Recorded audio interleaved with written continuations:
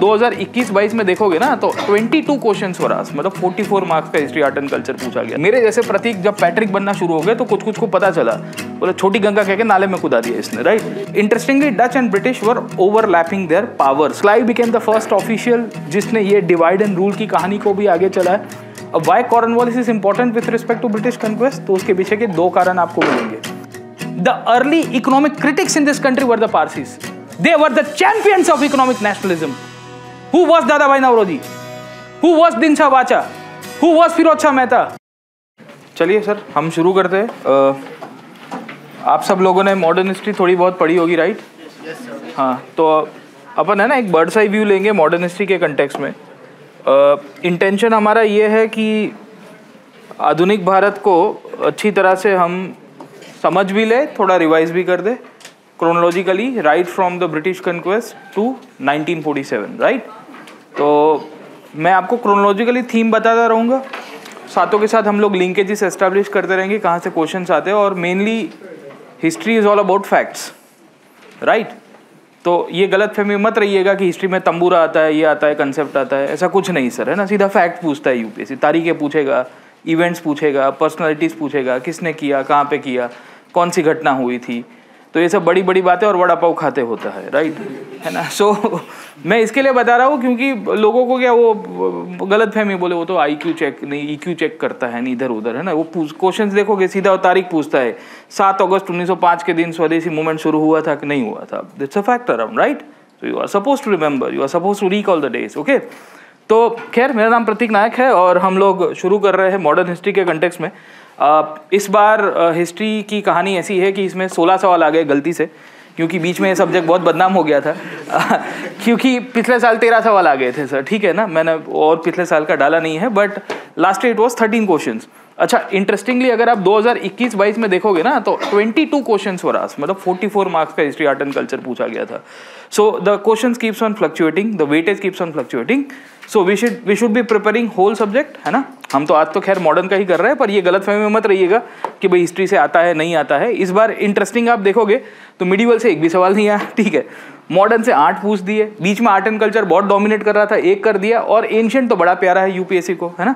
तो एंशिएंट और कल्चर के रिलेटेड गोल गोल घुमा के पीटी में से टोटल 16 सवाल इसमें से यहाँ से निकाल के आ गया है। 2-3 साल मिडिवल बहुत भर भर के पूछा, 2-2, 3-3 सवाल आ रहे थे, तो इस बार सरप्राइज कर दिया। अब अगले साल इसका वेटेज चेंज हो सकता है, यहाँ पे भी नंबर्स बढ़ सकते हैं। The question might like no keep on varying. Interestingly modern history को लेके बहुत गलत फहमी है, क्योंकि बीच में मॉडर्न हिस्ट्री पूछा नहीं जाता था पीटी के अंदर, पर अगर आप मेंस के अंदर देखोगे ना तो ऑन एन एवरेज 40 मार्क्स भी है, कभी 10 मार्क भी पूछा है, कभी 50-50 मार्क का भी मॉडर्न हिस्ट्री गया है। तो अगर आप इस गलत फहमी के अंदर भी रहोगे कि मॉडर्न हिस्ट्री क्या कहता है कि हम अधूरा करके जाएंगे, पीटी में नहीं आ रहा है, तो मेंस में फंस जाओगे, आप 50 मार्क का क्या करोगे, राइट। तो अच्छे से करके जाएंगे हम लोग। खैर अब देखिए, मॉडर्न हिस्ट्री आप सबको पता है कि it is divided into, normally मैं उसको 2 पार्ट के अंदर डिवाइड करता हूँ। पहला आता है ब्रिटिश कंक्वेस्ट ऑफ इंडिया, कि भाई कैसे ब्रिटिश आए भारत के ऊपर, उन्होंने अपना अधिपत्य साम्राज्य बनाया। This conquest was not only political और military conquest, it was economic, socio cultural and everything. मतलब वो हमको पूरी तरह से, है ना, इंग्लिशाइज कराने के लिए आए थे, तो प्रतीक का पैट्रिक बनाने के लिए आए थे ये लोग, right. So this was the intention around, है ना। वेस्टर्नाइजेशन करो, इंग्लिशाइजेशन करो, प्रतीक अपना नाम बदल दे सर, ठीक है। तो ये पहली कहानी आपको मिलती है, ये शुरू होता है समवेयर अराउंड 1740s के आसपास से।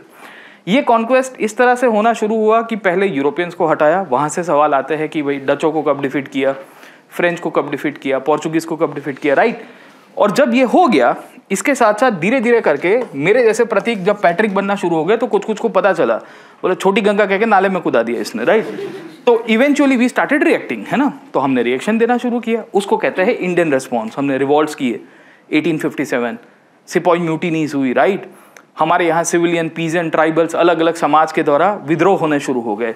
वो सेकेंड पार्ट है आपका हिस्ट्री का। इसी में से कुछ लोगों को पता चला कि ससुरा विद्रोह करते हैं तो डंडा पड़ता है, और फिर बैठ भी नहीं पाते एक जगह के ऊपर, राइट।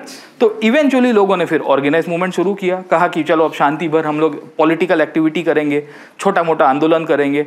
ये आंदोलन में कुछ लोग ऐसे हैं जिन्होंने कहा विद्रोह नहीं करना है, हमें क्रांति करनी है। अब आपको पता है पंचायत में कैसी क्रांति हुई थी, राइट।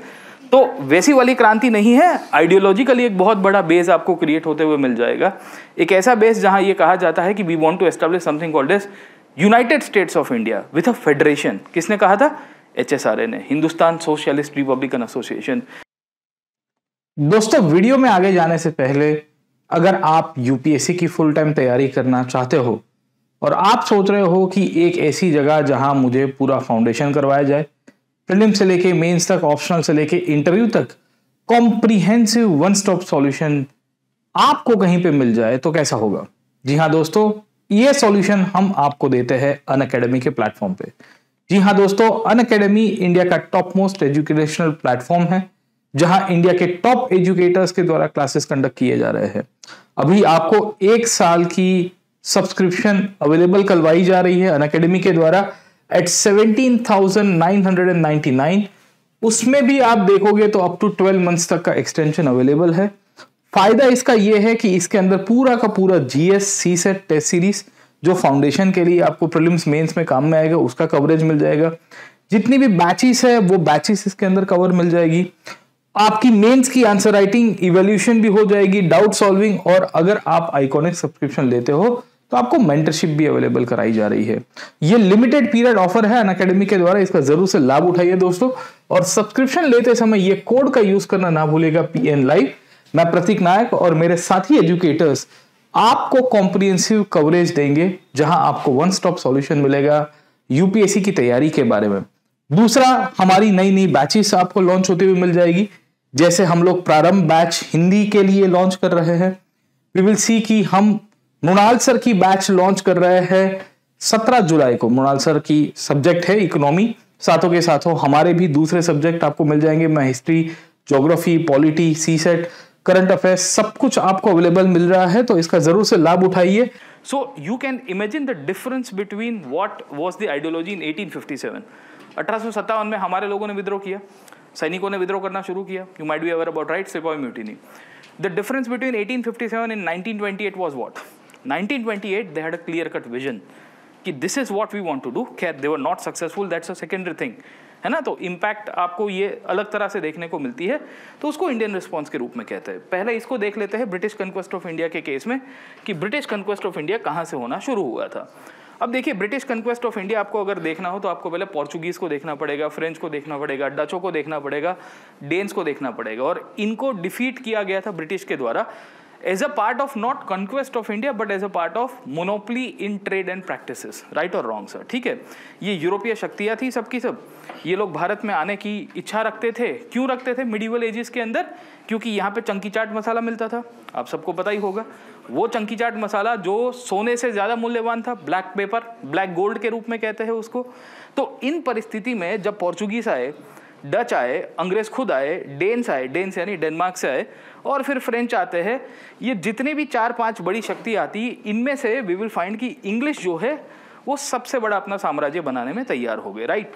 अब कहानी आपकी इस तरह से चलती है। यूपीएससी मैक्सिमम क्वेश्चंस यहाँ से निकालने की शुरुआत करता है कि ये कैसे हुआ था। अब जैसे पोर्चुगीज़ के केस में आप थोड़ा बहुत याद रखे होंगे कि पोर्चुगीज़ आए, वास्को डी गामा कैलिकट नाम की जगह के अंदर आता है। राइट और रॉन्ग? कब आया है? 21 में 1498 हमारे लिए इंपॉर्टेंट डेट हो जाती है। वो आया था कहाँ से? तो वो बेसिकली अफ्रीका के कोस्ट से घूमता घूमता मडागास्कर, आज का कीनिया होते हुए, मोजाम्बिक होते हुए ही रीच कैलिकट। राइट। सवाल ये आता है कि वो क्यों समुंदर के रास्ते से आया था? तो क्योंकि उस टाइम पे जो मिडिवल वर्ल्ड था उसमें ऑटोमन एम्पायर ने साम्राज्य ब्लॉक कर दिया था, या रास्ता ब्लॉक कर दिया था भारत के लिए। अब पोर्चुगीज 1498 में आए, तब भारत में और कोई यूरोपियंस थे नहीं। राइट और रॉन्ग? ब्रिटिश 100 साल के बाद उनको बुद्धि आई कि भाई अपन पीछे रह गए। जैसे आपको कभी कभी आ जाता है कि यार यूपीएससी में तो हमको इस पैटर्न पे जाना चाहिए था पर हम दूसरे रास्ते चले गए थे। वही कहानी यहाँ पे भी आपको मिलती रहती है। पोर्चुगीज पहले 100 साल तक राज करेंगे। कैसे? आर्थिक रूप से, इकोनॉमिकली। अलग अलग जगह के ऊपर कॉलोनीज बनाई हैं। अब ये कॉलोनीज की लिस्ट तो आप सबको मिली जाएगी। अलग अलग टाइम पे पोर्चुगीज ने जीती है। यहाँ से आपके सवाल आते हैं। जैसे 2 साल पहले आपको दीव के ऊपर से सवाल आ गया था कि दीव कब पोर्चुगीज ने एक्वायर किया था? 1534 के अंदर, after defeating the ruler of Gujarat. कौन था? Bahadur Shah, the ruler of Gujarat. अब वही कहानी अगर आप यहाँ पे देखने की कोशिश करोगे, कोची की मिल जाएगी। Kochi was the first base that was establish by Portuguese. When it was establish around 1505 के आसपास सर, है ना। 1505 तक आते आते पोर्चुगीज ने कोची में अपनी दुकान खोल दी थी। वही कहानी मद्रास की मिल जाती है। अब आप में से सबको लग रहा है कि मद्रास जो है that was the colony of the British. हम लोग यही पढ़ते हैं। रियलिटी ये है कि इनिशियली यहाँ पे भी पोर्चुगीज आपको मिल जाएंगे। पोर्चुगीज ऑलमोस्ट सब जगह के ऊपर आपको मिलेंगे, इंक्लूडिंग द मेन रीजन जिसे हम लोग कहते हैं गोवा, जो इन्होंने 1510 में जीता था। तो ये आपकी पोर्चुगीज की कहानी है। पोर्चुगीज पहले 100 साल तक शासन करते रहे, शासन मतलब व्यापार करते रहे। उन्होंने अपनी एक वाइस रॉयल्टी सिस्टम बना के रखी थी, क्योंकि पुर्तगाल के राजा ने एक व्यवस्था बना दी थी। क्या बनाई थी कि आफ्टर 1505 मतलब 1498 में पोर्चुगीज आए थे, 1505 में पुर्तगाल के राजा ने टेक ओवर कर दिया था एडमिनिस्ट्रेशन, कि now onwards all those who people who are coming from Portugal to India they will be my representatives. राजा का प्रतिनिधि क्या कहते हैं, वाइस रॉय। वाइस क्यों? क्योंकि second in command, Roy is the royalty, जो रिगालिटी को, राजाशाही को दर्शाता है। Understood this part? ये चलता रहा 1600s के आसपास ईस्ट इंडिया कंपनी की फॉर्मेशन हुई। उनको ये एहसास हुआ कि भाई हम पीछे छूट गए, जैसे आपको होता है बहुत बार, हमको भी होता है कि वो आगे चला गया है। ईस्ट इंडिया कंपनी भारत में आई 1608 के अंदर, राइट और रॉन्ग? विलियम हॉकिंस आते हैं, पोर्चुगीज को डिफीट करने के इंटेंशन से नहीं आए थे, पर उनके साथ व्यापार में कम्पीट करने के लिए। प्रॉब्लम ये हुआ कि तब मुगल बादशाह कौन था? जहांगीर। ये जहांगीर ने अंग्रेज़ों को मना कर दिया कि भाई हम तुमको परमिशन नहीं देंगे व्यापार करने के लिए। इवेंचुअली एक और ब्रिटिश अधिकारी आते हैं, कैप्टन बेस्ट। इन्होंने 1612 में पोर्चुगीज़ को डिफीट कर दिया। कहाँ पे डिफीट किया था? सूरत के पास, बैटल ऑफ स्वाली के रूप में। तो हमारे लिए ये क्लियर हो जाना चाहिए कि कैसे ब्रिटिश की एंट्री हो रही है एक साइड के ऊपर। अब जब ये घटना बनी, पोर्चुगीज़ को इन्होंने डिफीट किया, कहानी आगे चलती रहती है। उसके बाद हमें देखने को मिलता है डच आ गए। डच की एंट्री भी इसी तरह से हुई, इनफैक्ट अंग्रेज़ों से पहले हुई थी। 1605 में ही ये लोग आ चुके थे, 1605 में। डचों की भी सेटलमेंट थी मसूलीपट्टनम, आज के ईस्टर्न कोस्ट के अंदर आपको मिल जाएगी। निज़ामपट्टनम जैसी जगह आपको मिलती है, पुलिकत जैसी जगह देखने को मिलती है। लेटर ऑन डचों ने अपना जो हेडक्वार्टर्स है वो नागापट्टनम में बनाया। नागापट्टनम कहाँ पे आया? आज के तमिलनाडु में। So that was the main settlement of the Dutch in India.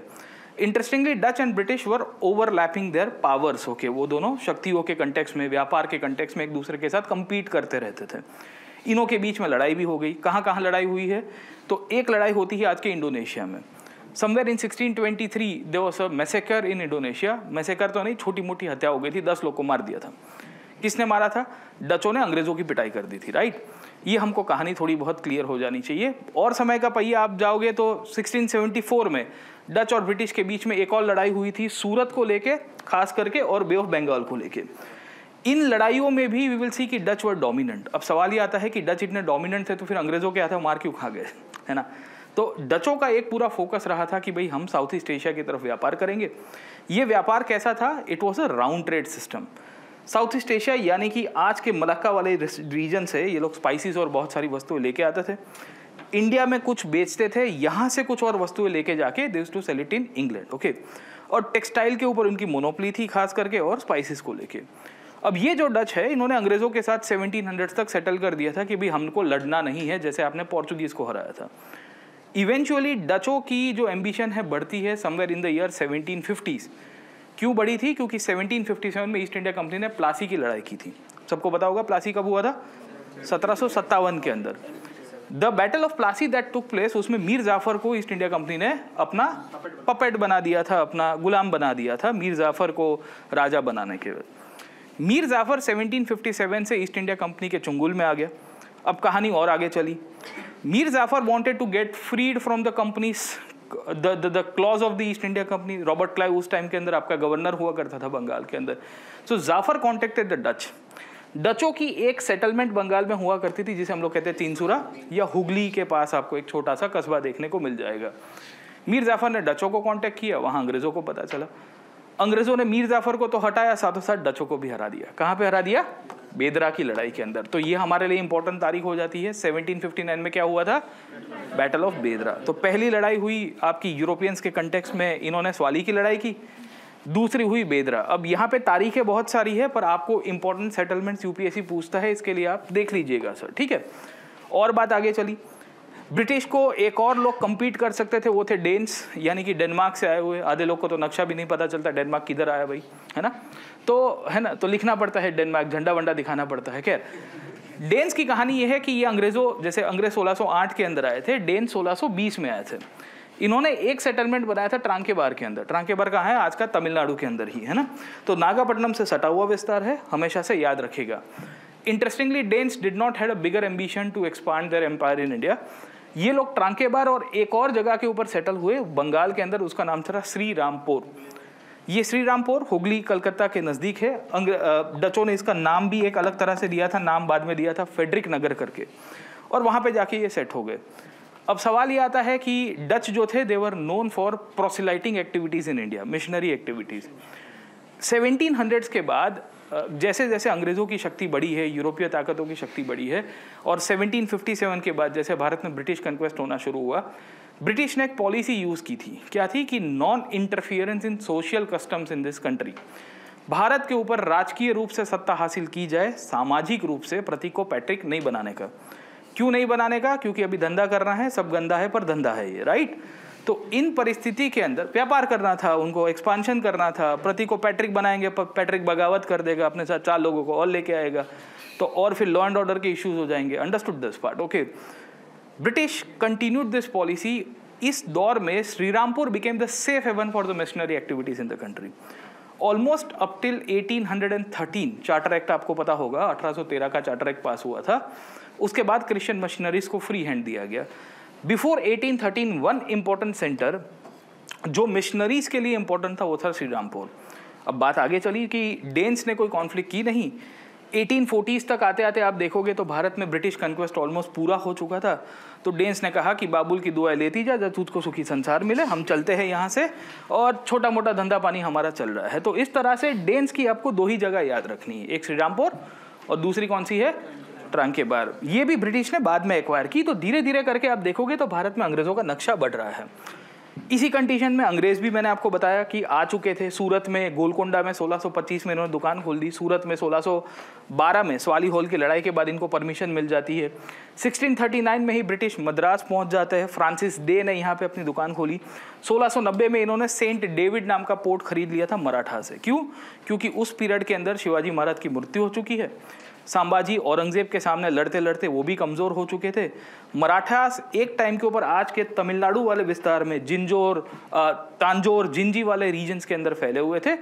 कमज़ोर हुए तो मराठास ने अपनी पावर जो है वो थोड़ी बहुत पॉलिसी के रूप में, फाइनेंशियल रिसोर्सेज के रूप में अंग्रेज़ों को बेच दी। यही ब्रिटिश हुगली, बालासोर जैसी जगह में भी जाते हैं। 1651 में they went to Hooghly. Hooghly is a place in Bengal. Shahjahan का बेटा था शुजा, उसने 3000 रुपये में अनलिमिटेड फ्री लंच दे दिया था अंग्रेज़ों को। जैसे आजकल आप जाते हो ये पिज़्ज़ा वाली जगहों के ऊपर या बारबेक्यू वाली जगहों के ऊपर कि 150 रुपये में अनलिमिटेड जितना खाना है खाओ। अंग्रेज़ों को बंगाल में व्यापार करने के लिए इस प्रकार की अनलिमिटेड फ्रीडम मिल गई थी कि 3000 रुपीज़ पर ईयर दो।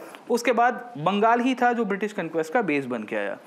बालासोर 1633 में अंग्रेज़ों ने जीता। बात आगे चलती है।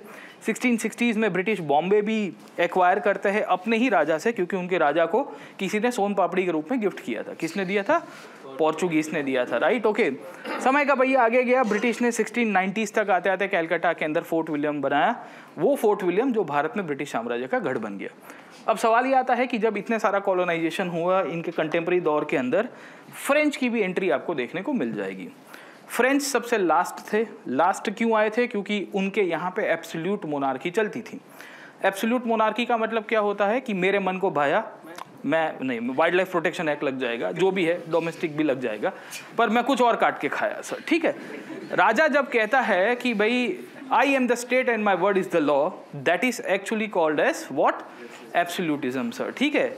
लुई 14 जैसा राजा बैठा हुआ है फ्रांस के अंदर जो कह रहा है कि मैं ही सब कुछ हूँ, मैं ही राज्य हूँ, मेरा वचन ही शासन है। बाहुबली वाली कहानी, राइट। नींद से जागा नहीं। थोड़ी देर के बाद उसको किसी ने कहा कि भाई अंग्रेज आगे चले गए हैं, डच आगे चले गए हैं, पोर्चुगीज तो साम्राज्य बना के डूबा भी गए, हम क्या कर रहे हैं? तो फाइनली उसने अपने फाइनेंस मिनिस्टर को कहा कि चलो अपने भी कंपनी बनाओ। सरकारी कंपनी की निर्माण की गई, फ्रेंच ईस्ट इंडिया कंपनी। अब उसका फ्रेंच अंग्रेजी नाम या जो फ्रेंच नेम है वो शैंपेन जैसा है, पर वो समझ में नहीं आता अपने को, अपन फ्रेंच ईस्ट इंडिया कंपनी के रूप में याद रखेंगे। ये भी आए सूरत, मसूलीपट्टनम में 1668, 1669 2 जगह के ऊपर दुकान खोली गई। इनकी बुद्धि आ गई कि यहाँ दुकान नहीं चलेगी क्योंकि बहुत सारी खिचड़ी हो गई है, नई जगह के ऊपर हमें दुकान खोलनी चाहिए। So the French decided to enter into Pondicherry and Chandernagore somewhere in 1674, है ना, 1673-74 they opened up the 2 bases, one in Chandranagar. Chandranagar is where it is located in Bengal, and Pondicherry in the modern day Tamil Nadu, just south of Madras, right? Madras में already British आ चुके थे 1639 के अंदर ही। तो उसके लगभग आप पकड़ के चलिए 41 साल के बाद फ्रेंच की एंट्री हो रही है। फ्रेंच आए पौंडीचेरी के अंदर, उन्होंने दुकान खोली। किसने खोली थी? फ्रॉन्कियो मार्टिन, नाम याद रखेगा, वहां से आपको सवाल पूछा जा सकता है। क्योंकि फ्रांस में नॉर्मली हम लोग याद रखते हैं डुप्लेक्स का नाम या लॉर्ड डुप्ले का नाम कहते हैं, पर Francois Martin was the first official जिसने सपना देखा था कि मैं फ्रांस का साम्राज्य बहुत बड़ा करूंगा। Somewhere from 1674 to 1707 Francois Martin was the person जो एक्सपांशन करवा रहा है फ्रांस का। बात आगे चलती है, फ्रेंच ने धीरे धीरे करके और भी छोटी मोटी कॉलोनीज बनाई। एक माहे बनाई यहाँ पे केरला के अंदर, कराईकाल और यानम बनाता है। Karaikal is in the south of Pondicherry and Yanam in somewhere in the Andhra Masulipatnam coast. Okay, अब सवाल ये आता है कि जब फ्रेंच एक्सपांड कर रहे थे तो उनकी लड़ाई हो गई किसके साथ? ब्रिटिश के साथ। क्यों हो जाती है? क्योंकि वहाँ पे 1720 के बाद जो धीरे धीरे करके अंग्रेजों का एक्सपांशन हुआ, it was not tolerated by the French governor. नाम क्या था? डुप्ले। लॉर्ड डुप्ले ने उस पीरियड के अंदर फ्रांस का साम्राज्य बढ़ाने का सपना देखा। ये सपने के भाग के रूप में क्या हुआ? He fought a war called as Carnatic wars. ये कार्नाटिक वॉर्स क्यों कहते हैं? क्योंकि कार्नाटिक नाम का एक स्टेट आया करता था। कहाँ पे था? It was part of the modern day Tamil Nadu. Once upon a time it was a subah of the Mughals. मुगलों का सूबा हुआ करता था। अब आप पूछोगे सूबा क्या है भाई? तो सुबह और शाम वाला सूबा नहीं है, subah is called as province. When Akbar came to power, he reorganized the Mughal administrative system. So somewhere after 1550s, क्योंकि बाबर और हुमायूं के पास तो वो था नहीं रिसोर्सेज, तो वो कुछ कर पाए बड़ा एडमिनिस्ट्रेशन के रूप में, Sher Shah Suri started something of and then Akbar, उसने वो सूबा बनाया। सूबे के रूप में सूबेदारों की अपॉइंटमेंट हुई। तमिलनाडु वाला जो रीजन है वो मुगलों के समय पे कंसोलिडेट हुआ था somewhere in the period of Aurangzeb. और औरंगजेब के मृत्यु के बाद वहाँ के जो सूबेदार, जिसे हम लोग आज की तारीख में कहते हैं गवर्नर्स, राइट, उसने अपने आप को इंडिपेंडेंट कर दिया था। वो इंडिपेंडेंट हुआ था, यहाँ पे और भी कॉलोनियल पावर्स थे पर कमज़ोर था। इसका लाभ ब्रिटिश और फ्रांस ने यहाँ पे उठाया। वहाँ से लड़ाई होती है कार्नाटिक वॉर्स। कितनी लड़ाइयाँ हुई थी? 3 लड़ाई हुई थी। पहली लड़ाई हुई 1746 से 48 के बीच में, याद रखेगा, आपको तारीखें पूछता है। इस लड़ाई में कौन जीता था? फ्रेंच जीत गए थे। इंटरेस्टिंगली ब्रिटिश हार गए थे। इस लड़ाई के अंदर फ्रांस इतना मजबूत हो गया था कि उन्होंने मद्रास भी जीत लिया था। Madras which was the main colony of the British before the Fort William of Bengal. इस लड़ाई के बाद डुप्ले का प्रमोशन हुआ। डुप्ले ने 1754 से या 49 से 54 के बीच में सेकेंड कार्नाटिक वॉर कर दी। जब ये सेकेंड कार्नाटिक वॉर की लॉर्ड डुप्ले ने, उसके बाद इनिशियली इस वॉर के समय, क्योंकि it was a 5 years war, okay ना, एक युद्ध में सैकड़ों लड़ाइयाँ लड़ी जाती है, कभी आप ऊपर रहते हो कभी आप नीचे रहते हो, तब अंग्रेज हार रहे थे।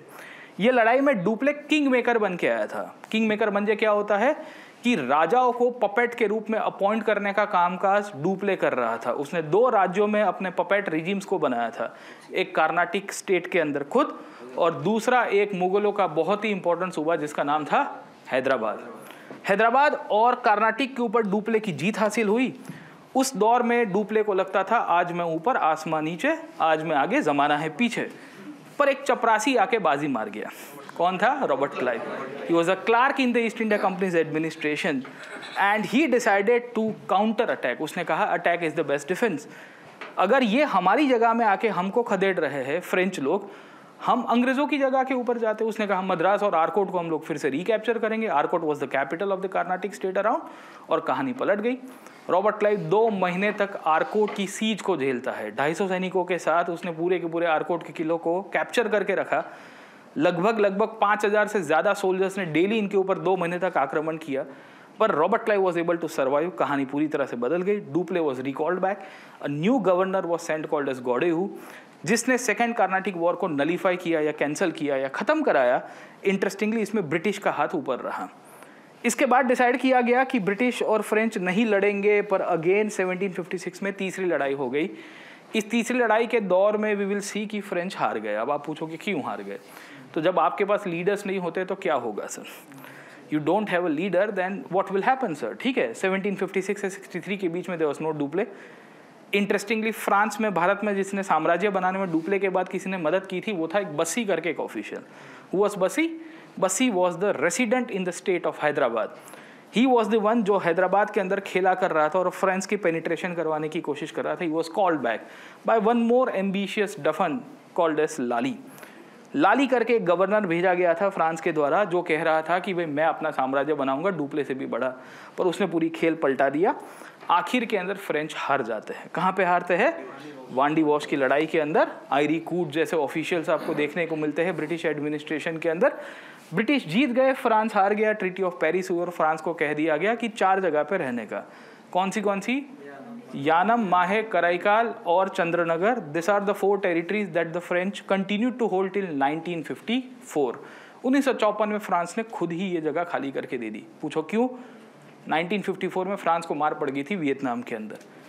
हो ची मी ने खुंदेल के जो मारा, तो फ्रेंच को समझ में आ गया कि बेटा यहाँ से भी कट लेते तो ठीक रहेगा, वरना बदनामी ज़्यादा हो जाएगी। खैर, तो इस तरह से होता है ना, you want to keep your hands up, sir, ठीक है ना। एक वो मोरल विक्ट्री आपको कभी कभी हासिल करनी होती है, तो भी आप ये करते हो। फ्रांस को उसके बाद ट्यूनीशिया में मार पड़ी, मोरक्को में मार पड़ी, अल्जेरिया के अंदर मार पड़ी 1968 में, 62 के अंदर। Algeria used to be a French colony and Algeria में तो ऐसी स्थिति हो गई थी कि फ्रांस की सरकार में सिविल वॉर हो गया था, क्योंकि फ्रांस के कुछ मिलिट्री ऑफिशियल्स और पॉलिटिशियंस नहीं छोड़ना चाहते थे अल्जेरिया को कि ये एक्वायर की गई कॉलोनी है, हमारे 10 लाख लोग रह रहे हैं, हम ऐसे ही थोड़ी छोड़ देंगे। खैर, तो उनकी ही सरकार गिर जाती है। खैर, अभी बाद में बात करेंगे। बात आगे चलती है, यूरोपियंस को डिफीट किया गया अलग अलग लड़ाइयों के अंदर। याद रखेगा, डेन्स ने सब कुछ अपने आप से ही दे दिया और इंग्लिश जो है वो नंबर 1 इकोनॉमिक पावर के रूप में उभर के आ चुके थे और साथों के साथ मिलिट्री, पर अभी भी पॉलिटिकल पावर के रूप में नहीं आए थे। राइट, समय का पहिया आगे गया। ब्रिटिश ने देखा कि भारत में बहुत सारे स्टेट्स एग्जिस्ट कर रहे थे। मुगल साम्राज्य था, उनके टूटे हुए राज्य थे, बंगाल, अवध, हैदराबाद जैसे स्टेट्स। मराठाओं का स्टेट ऑलरेडी उभर के आ चुका था, पेशवास, वही बाजीराव वाले आपके। वी विल ऑल्सो फाइंड राजपूतों का किंगडम उभर के आया था, वो राजपूत जो मुगलों से अलग हो गए थे। भारत के नॉर्थ ईस्ट में बर्मीज एम्पायर क्रिएट हो रहा था। नेपाल के राजा अपना एम्बिशन कर रहे थे और साथों के साथों पंजाब, सिंध से लेके अफगानिस्तान के ऊपर से भी हमारे ऊपर कंटिन्यूसली आक्रमण हुए। इस सब चीज़ का लाभ अंग्रेज़ों को मिलता है और भारत के जितने भी 18वीं सेंचुरी के स्टेट्स हुआ करते थे, एक एक करके ब्रिटिश इनके यहाँ डिप्लोमेसी अपने ट्रिक्स का यूज़ करके इनको भी ख़त्म कर देंगे। राइट और रॉन्ग? अब ये करने वाले लोग कौन थे? देवर ऑफिशियल्स। कौन ऑफिशियल थे? गवर्नर्स। इनके पीछे बैकिंग दी गई थी, किसके द्वारा? ब्रिटिश सरकार के द्वारा। किस प्रकार की बैकिंग? स्टैट्यूटरी बैकिंग, कानून पास करके, रेगुलेटिंग एक्ट करके कि भाई हम तुमको गवर्नर जनरल बनाते हैं। Now you have the objective of capturing so and so territory and you have the blessings of the East India Company and the administration and you have been given the full support by the British government। तो ये जो British conquest के रूप में लोग कहते हैं कि ब्रिटिश कंक्वेस्ट कैसे हुआ था, तो एक इतिहास में एक ऑथर है जो खास करके ब्रिटिश सेंट्रिक लिखते हैं, वो कहते हैं कि it happened in absent mindedness. जैसे आप लोग भी सिलेक्ट होने के बाद कह दोगे मैं तो ज़्यादा पढ़ता नहीं था, ऐसे है ना, समझे कि नहीं समझे, यहाँ बुक के पूरे बाइंडिंग फट गई होती है और फिर ऐसे दिखाने के लिए, अपनी थोड़ा लेवल ऊपर दिखाने के लिए। वैसे अंग्रेज भी इतिहास में इस तरह की बातें करते हैं। So they will always highlight this part around, है ना। टॉपर्स बात करते हैं ना इस तरह से, हम तो कहाँ पढ़े, मैं तो ये तो पढ़ी नहीं ये बुक सर, ठीक है ना, अरे इसका 4 कॉपी लेके आए हो तुम सर, है ना, कहाँ बात करो। खैर चलिए, let's come back to this part around. Okay, British ने भी इसी तरह से भारत में जीत हासिल की। It was never absent mindedness, it was a strategy around, right. strategy done by so officials backed by the state, army institutions, military and economy। इसके अंदर शुरुआत कहाँ से हुई? तो बंगाल से होती है। क्यों? क्योंकि ब्रिटिश ने ऑलरेडी 1651 में अनलिमिटेड बफेट वाली कहानी देख ली थी। सुल्तान Shuja, the governor of Bengal, the son of the king Shahjahan, had given the East India Company the freedom कि 3000 रुपये में जितना धंधा करना कर रहा हो। उस टाइम पे डोनाल्ड ट्रम्प था नहीं कि टैरिफ लगाएगा, रिटेलिएटरी टैरिफ लगा देगा, राइट, है ना। मुगल एडमिनिस्ट्रेशन के अंदर अंग्रेजों के लिए फ़ायदा था क्योंकि अनलिमिटेड ट्रेड हो रहा था, आपको 3000 रुपये खाली टैरिफ भरनी थी, ज़्यादा कुछ था नहीं। खैर, बात आगे चली। ब्रिटिश ने इसके अंदर क्या किया तो आप सबको पता ही होगा कि रॉबर्ट क्लाइव नाम का खिलाड़ी था, इसने आके सबसे पहले प्लासी को जितवाया। इनफैक्ट प्लासी जीतने के कारण ही they were able to defeat the French as well. Clive became the first official जिसने ये डिवाइड एंड रूल की कहानी को भी आगे चलाया, मीर जाफर को अपने फेवर में लेके, और कहानी आगे चली। ये क्लाइव पहले 2 साल तक गवर्नर रहेगा, उसके कुछ सालों के बाद इन्होंने बक्सर भी कर दी 1764 के अंदर, राइट। अब प्लासी और बक्सर की इंपॉर्टेंस में नॉर्मली लोगों को ये लगता है कि भाई बक्सर में खाली ये लोग बंगाल जीते थे, पर आप गलत हो। बक्सर में इन्होंने बंगाल नहीं जीता था, इन्होंने अवध भी जीत लिया था और दिल्ली भी जीत लिया था। क्यों? क्योंकि बक्सर के अंदर बंगाल का नवाब मीर कासिम अकेला नहीं हारा गया था, बक्सर में अवध का नवाब उस पीरियड के अंदर शुजा-उद-दौला भी हार गया था, और मुगल बादशाह जिसका नाम था Shah Alam II, he was also defeated. इन सबों के साथ एक ट्रीटी होती है जिसे हम लोग कहते हैं ट्रीटी ऑफ अलाहाबाद, जहां रॉबर्ट क्लाइव मुगल बादशाह शाह आलम II को कह रहा है कोरे पेज के ऊपर तू साइन कर रहे। शाह आलम II ने गाना भी सुना है, बोले बाबू ने गाना सुना है ना आपको सर, ठीक है। खैर बात आगे चलती रहती है, गोलमाल पिक्चर वाली कहानी, हेरा फेरी जैसी कहानी थी, पर Robert Clive was able to defeat all this people. हमेशा से याद रखेगा कि इसके बाद क्लाइव सेकेंड टाइम पे गवर्नर बन के आया 1765 से लेके 67 के बीच में। इसके पहले भी क्लाइव प्लासी के बाद भी गवर्नर बना था 1757 से 60 के बीच में। हमारे लिए फैक्ट्स इंपॉर्टेंट है, इसके लिए करा रहा हूँ। बात आगे चली, बंगाल जीत लिया इन्होंने। बंगाल जीतने के बाद धीरे धीरे करके प्लासी और बक्सर के बाद प्रिसाइसली ये रॉबर्ट क्लाइव ही था जिसने बंगाल में एक नई सिस्टम बनाई जिसे हम लोग कहते हैं ड्यूअल गवर्नमेंट या डायरकी की सिस्टम, जहां बंगाल में उसने पावर विदाउट रिस्पॉन्सिबिलिटी रखी। पावर विदाउट रिस्पॉन्सिबिलिटी का मतलब क्या है कि बंगाल के अंदर नवाब के रूप में एक पपेट को रखा, उसके नीचे अपने बंदे बिठा दिए, पीछे से कंट्रोल अपने हाथ में रख दिया। जब दो पावर सेंटर होते हैं कहीं पे तो क्या कहा जाता है, डायरकी। डाई का मतलब बेसिकली 2 होता है, एंड आर्की, मोनार्की, ओलिगार्की, आपको अलग अलग प्रकार के पावर सिस्टम्स के साथ टर्म देखने को मिलती रहेगी। इनफैक्ट एक क्लाइव ही था जिसने ध्यान चला गया था बंगाल जीतने के बाद कि भाई अब हमें ध्यान कहाँ पे करना चाहिए, मैसूर की तरफ। क्यों मैसूर की तरफ? क्योंकि Mysore was one such state जो एम्बिशियस कर रहा था, और टीपू सुल्तान और हैदर अली उस टाइम पे एक्सपांड कर रहा था। क्लाइव के जाते जाते उसने बंगाल के बाद मैसूर के लिए अलाइनमेंट सेट कर दी थी, याद रखेगा, जहां से ही फर्स्ट मैसूर वॉर की शुरुआत हो गई। समवेयर इन 1766 जब क्लाइव जा रहा था, उसके ऊपर करप्शन के आरोप लगे थे, तभी मैसूर जीतने के लिए इन्होंने तैयारी शुरू कर दी थी। क्लाइव को भेजा गया 1770 के या 67 के बाद ही। उसके बाद बंगाल में लोकल ऑफिशियल्स आए। हमारे लिए इंपॉर्टेंट नहीं है, हमारे लिए इंपॉर्टेंट है जो ब्रिटिश कन्क्वेस्ट में किसी ने और खेला किया, उसका नाम था वॉरेन हेस्टिंग्स, है ना। तो क्लाइव गया 67 में। उसके बाद 4-5 साल तक वी विल सी कि टाइम पास चलता रहा, कॉन्क्वेस्ट ज़्यादा हुआ नहीं। वॉरेन हेस्टिंग्स ऑलरेडी सरकार का पार्ट था, he was a council member into the administration of the British in Calcutta, and he was promoted as the Governor General of Bengal via Regulating Act of 1773. What is the role of Warren Hastings in the conquest? He was the one जिसने conquest को continue रखा। कहाँ पे? उसने टीपू के साथ second Anglo Mysore war किया, जहां हैदर अली और टीपू सुल्तान को डिफीट किया। इनफैक्ट इसी वॉर के अंदर हैदर अली हार गया था या उसकी मृत्यु भी हो गई है। ये वॉरेन हेस्टिंग्स ही था जिसने मराठास को डिफीट किया था 1775 से लेकर 1782 के बीच में। वॉरेन हेस्टिंग्स के कार्यकाल में ही फर्स्ट एंग्लो मराठा वॉर हुई, and he was able to subdue the Marathas partially, जिसने ट्रीटी ऑफ सालबाई के थ्रू मराठास को खत्म करने की कोशिश की। ये वॉरेन हेस्टिंग्स ही था जिसने भारत में अफगान स्टेट्स को डिफीट किया था। अब आप पूछोगे कि अफगान स्टेट्स कहाँ से आ गए, तो भारत में ना 3 दफ़ा आपको अफगान पावर्स का इमरजेंस मिलेगा। पहला इमरजेंस मिलता है somewhere in the Lodhi period. कब आए थे लोधीस? सो दे केम टू पावर इन 1451, बहादुर लोधी आया था, राइट और रॉन्ग, राइट। दूसरा आप देखोगे तो 1526 में इनका डिक्लाइन हो गया, बाबर ने इब्राहिम को डिफीट कर दिया, और उसके बाद शेरशाह सूरी आया। Suri empire started from 1540 to 1555, 1540 से लेकर 1555 तक। The Suris were once again subdued by the Mughals, the Afghan power downfall took place. Again in 1730s, we will see that there is a revival of the Afghan power. Why? Because the later Mughals were not able to protect the borders of the northwest part of the country.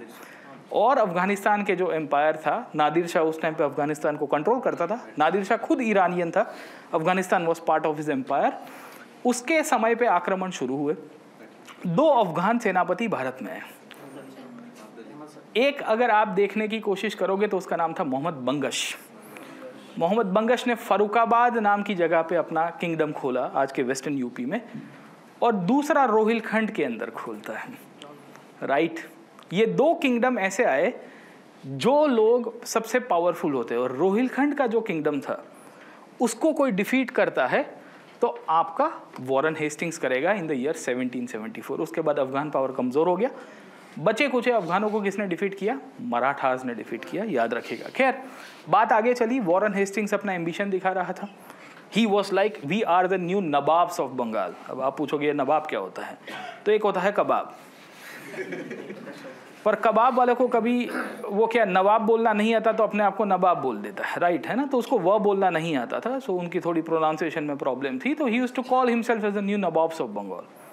because he used to call himself the new Nawab of Bengal, and kind of he was the first Governor General bestowed with so much of power, and he was fighting within his council as well. तो उसने कहा कि मैं अपनी मर्जी से ही चलूंगा. अब उसकी काउंसिल में 4 लोग थे, अगर आपको पता होगा रेगुलेटिंग एक्ट में there were 4 council members added to the governor general of India's council, और वो उसके ऊपर करप्शन के भी आरोप लग रहे थे. सुप्रीम कोर्ट की स्थापना की गई थी. वॉरेन हेस्टिंग्स ने अपने ही दोस्त को चीफ जस्टिस ऑफ इंडिया बना दिया था तब, तो है ना. तो सैया मोहे कोतवाल तो डर काहे का, इससे तो एक स्टेप आगे है. कोतवाल नहीं है, वो तो चीफ जस्टिस है सर, ठीक है. कोतवाल तो पार्ट ऑफ एग्जीक्यूटिव होता है, ये तो पूरा जुडिशरी का ही वो बॉस बना दिया है. खैर, तो इन सब चीज़ों के कारण ब्रिटिश सरकार में खलबलाहट मच गई. बोले यार ये आउट ऑफ कंट्रोल जा रहा है, इसको हटाना पड़ेगा. तो then the British government passed one more act called as the Pitt's India act. Prime minister William Pitt करके थे, इन्होंने पिट्स का कानून पास किया. किसके लिए किया था? Specifically to remove this guy Warren Hastings. अब हटाना तो नहीं चाहते थे, पर हटाएंगे कैसे? तो कानून के अंदर लिख दिया गया that the governor general of Bengal is subordinated to the British government. Any kind of war or treaty that is being done by the governor has to be like precisely, or it has to be taken prior permission. अब Warren Hasting कहता है we are the new nawab. Being the new nawab मैं कैसे permission लूंगा भाई तुम्हारी? भिखमंगो कहीं के, तुम सोच रहे हो कि मैं तुमसे परमिशन लेने आऊंगा? हाँ, I am the East India company official. He was the first person who was kidnapped by Sirajuddaula in the year 1756, 1756 के अंदर, जब सिराजुद्दौला ने प्लासी की थी. उसके पहले एक ब्लैक होल की कॉन्स्पिरेसी की थी, आपको बताओ. ये ब्लैक होल के पहले Warren Hastings was a local official based in Kasim Bazar. तब सिराजुद्दौला ने कासिम बाजार के ऊपर आक्रमण किया था, तब से ये बंदा भारत में है, 1750 के दशक में. उसको कहा जा रहा है कि तू सबऑर्डिनेट हो जाएगा और तुझे परमिशन लेनी पड़ेगी. He resigned, he faced an impeachment, but पैसे की शक्ति होगी आपके पास तो आपको कोई दिक्कत नहीं होगी. He triumphed through the impeachment, later on went to the Privy Council of Monarch as well. खैर बात आगे चली गई. वॉरेन हेस्टिंग रिजाइन करके चला गया. उसने रिंग फेंस की पॉलिसी लागू की थी भारत के अंदर, जहां राजाओं को घेरने के लिए या ब्रिटिश साम्राज्य को बचाने के लिए उसने बफर स्टेट्स का क्रिएशन करवाना शुरू किया. यही बफर स्टेट्स का क्रिएशन जो आगे जाके क्या होता है, सब्सिडरी अलायंस के अंदर कन्वर्ट हो जाएगा. राइट. 1784 में वॉरेन हेस्टिंग्स ने रिजाइन किया. ये रिजाइन करने से पहले ही हेस्टिंग के सामने एक विद्रोह हो गया. ये विद्रोह को क्या कहते हैं? Sannyasi rebellion. The first organised rebellion took place in Bengal against Warren Hastings. 1773 के बाद ही इमीडिएटली शुरू हो गया था. Continued for the next 15 odd years around. Hastings ने ही इसको ऑलमोस्ट सप्रेस कर दिया था. इसके लीडर कौन थे? तो भवानी पाठक, मूसा. इसके साथ साथ आपको इसके अंदर वुमेन पार्टिसिपेशन मिलेगा देवी चौधरानी का, जिनके ऊपर 100 साल के बाद ऑलमोस्ट 1870s 1880s के बाद आनंद मठ नाम की बुक लिखी गई है, और देवी चौधरानी के नाम के ऊपर भी बुक लिखी गई थी. किसने लिखी थी? बंकिम चंद्र चैटर्जी ने सर. ठीक है, बात आगे चली. हेस्टिंग्स गया. ब्रिटिश कन्क्वेस्ट का अभी एक ही चैप्टर खत्म हुआ है, खाली बंगाल, और बंगाल के साथ साथ मैसूर को भी आधा जीता है और मराठों को भी आधा ही जीता है. यही वॉरेन हेस्टिंग्स की लेगेसी कोई आगे कंटिन्यू करवाता है, वो है कॉर्नवालिस. अब why Cornwallis is important with respect to British conquest? तो उसके पीछे के 2 कारण आपको मिलेंगे.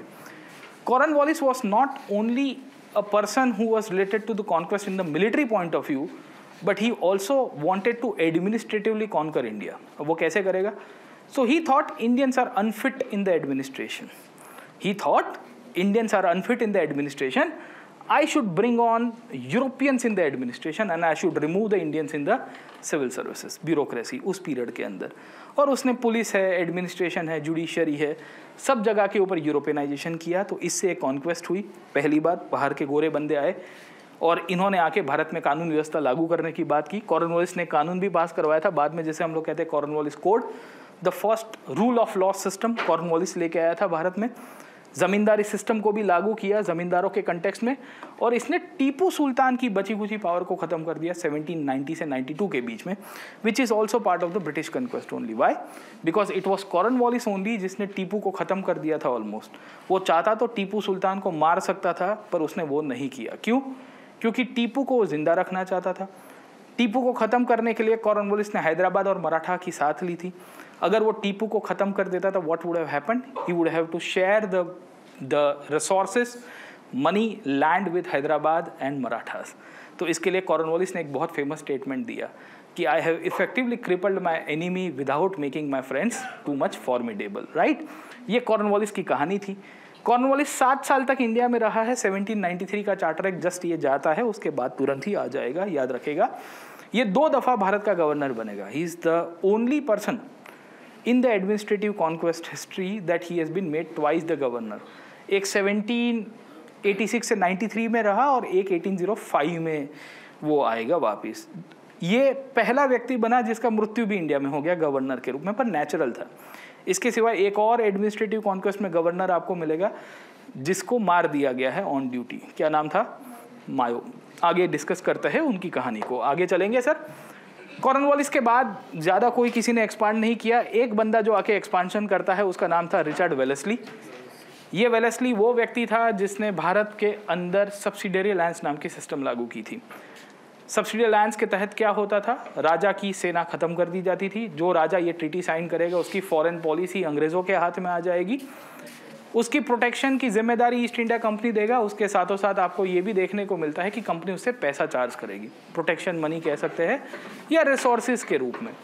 राजा के पास पैसे नहीं होते थे तो राजा को क्या देना पड़ता था? ज़मीन। Indirectly subsidiary alliance became a tool for the British expansion. बहुत लोगों ने इसको ट्रोजन हॉर्स के साथ कंपेयर किया है, याद रखिएगा।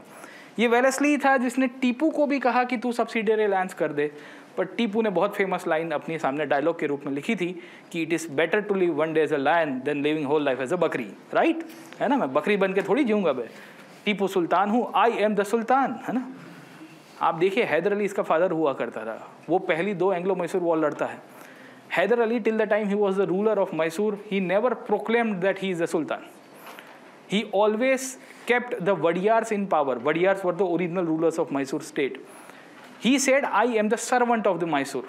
I am the servant of the Wadiyars. Hyder Ali also acknowledged the Mughal authority at that time. उस टाइम पे शाह आलम II आपका मुगल बादशाह था जो आपके बक्सर के बाद, है ना, ठंडा होके बैठ गया था। पर उसने कहा कि हम तो मुगलों के भी सेवक हैं, हम तो उनके अंडर में आते हैं। This guy came to power and he said I am the sultan. सुल्तान से एक स्टेप आगे जाके कह रहा है कि आई एम ऑल्सो द बादशाह। मैं इनडायरेक्टली खलीफा की इक्विवेलेंट हूँ, मेरी खुद की अथॉरिटी होनी चाहिए। खैर, इसके एम्बिशन ने इसको ख़त्म किया, ब्रिटिश ने इसको मार दिया। रिचर्ड वेलेस्ली का भाई था, उसका नाम था आर्थर वेलेस्ली, जो इसको डिफीट करता है 4th एंग्लो मैसूर वॉर के अंदर, और वडियारों को फिर से रीएस्टैब्लिश किया गया। रिचर्ड वेलेस्ली ने एक और काम किया है, वो है मराठास को ख़त्म करने का। मराठास में उस पीरियड के अंदर पेशवा थे Bajirao II।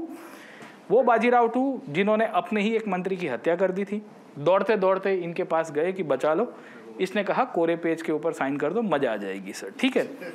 Subsidiary alliance Marathas के साथ की गई। बसीन की ट्रीटी कहते हैं 1802 के एंड में हो गई थी, और 1803 में इसके कारण मराठा साम्राज्य में जो बाकी सारे सरदार थे, गायकवाड़ को छोड़ दीजिए, होलकर, सिंधिया और साथों के साथों भोंसले, इन सब अंग्रेजों के साथ भिड़ जाएंगे, और वहाँ से ही आपकी 2nd एंग्लो मराठा वॉर शुरू हुई।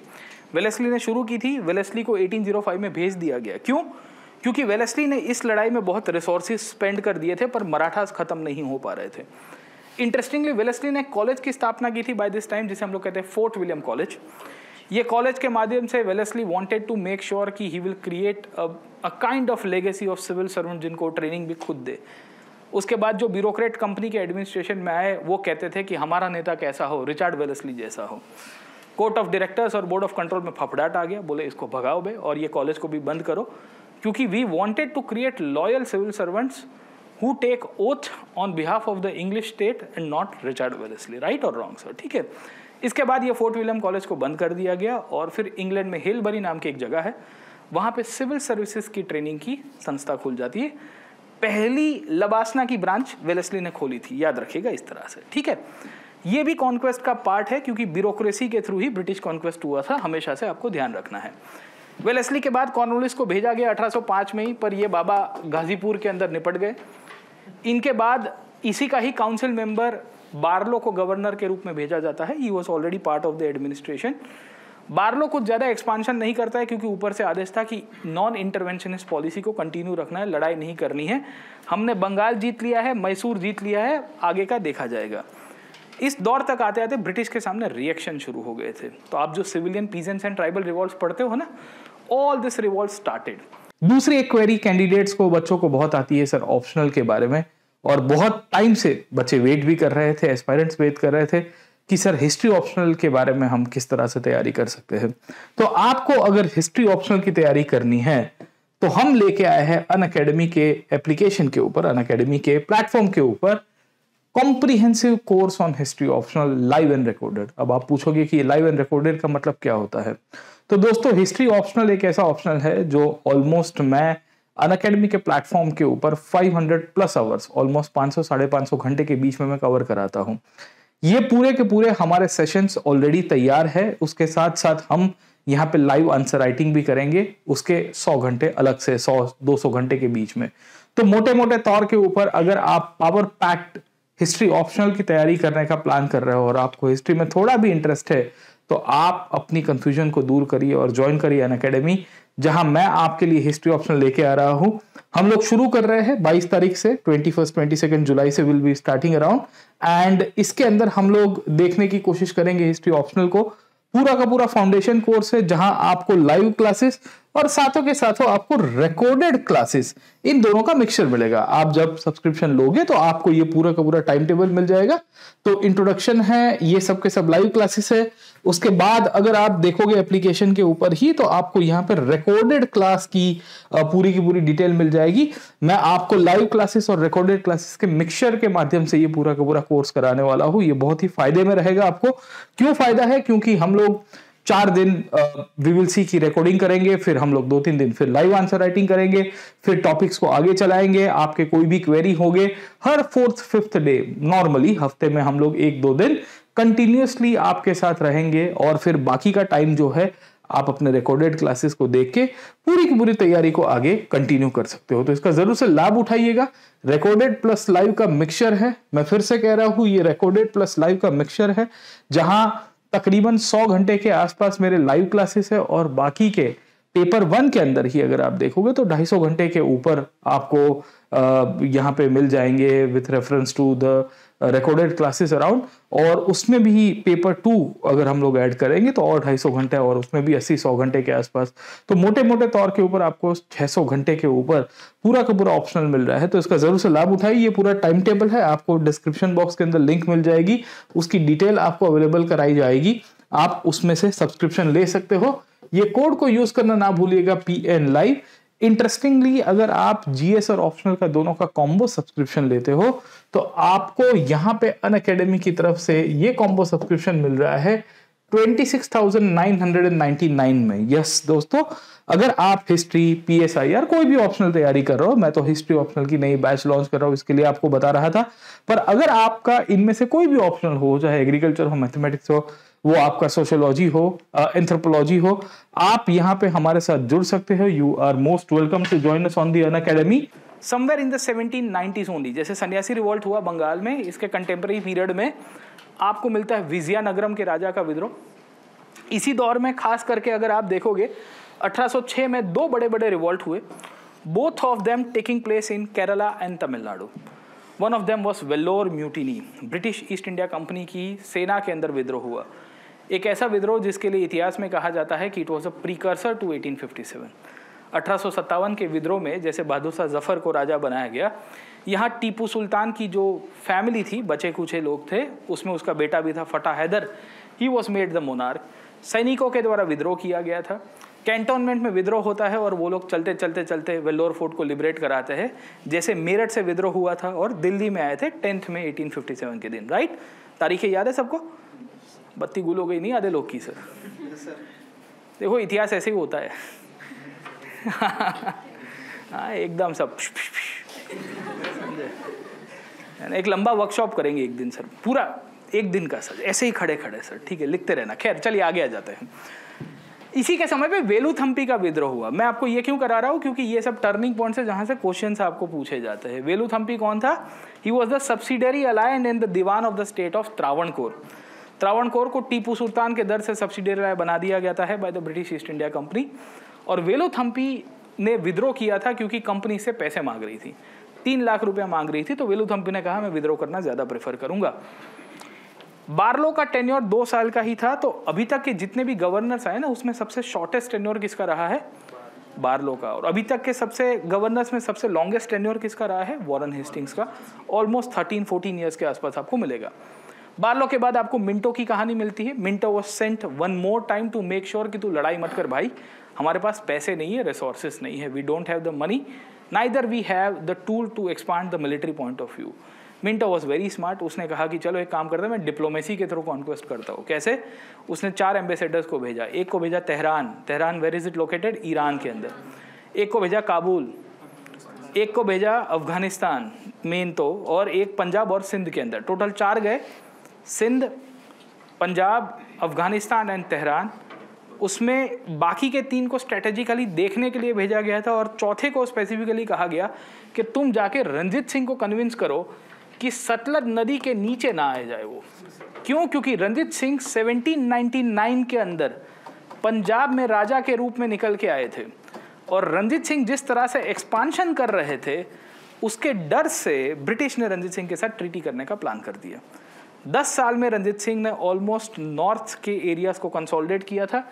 ही was trying to come down south. British को डर था कि सतलज नदी क्रॉस करके अगर ये आ गए हमारे साथ कॉन्फ्लिक्ट पे भी उतर जाएंगे। अभी हमारा काम क्या है?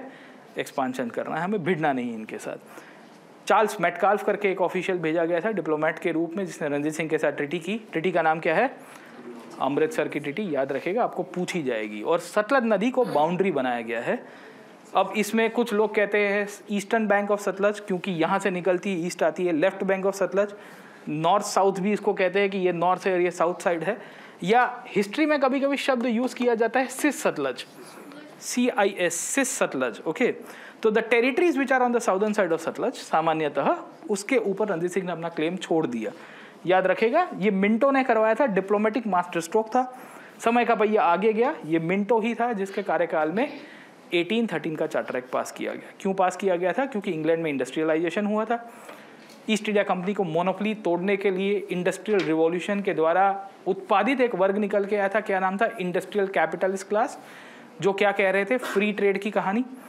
इंग्लैंड के अंदर मिशनरीज कह रहे थे कि भाई हम श्रीरामपुर के अंदर दम घुट रहा है, अब हमको बाहर जाना है, करोल बाग की जगह भौज खास भी जाना है, हमको गुड़गांव भी जाना है, हमको क्यों यहाँ पे बसा के रखा हुआ है बे? तो मिशनरीज वर नाउ सेइंग कि we want to move out, we want to proselytise more and more of Indians. England में यूटिलिटेरियंस थे, उपयोगितावाद की एक विचारधारा का एक वर्ग निकल के आया था, और भी सैकड़ों ताकतें थी जिन्होंने चार्टर एक्ट ऑफ 1813 पास किया।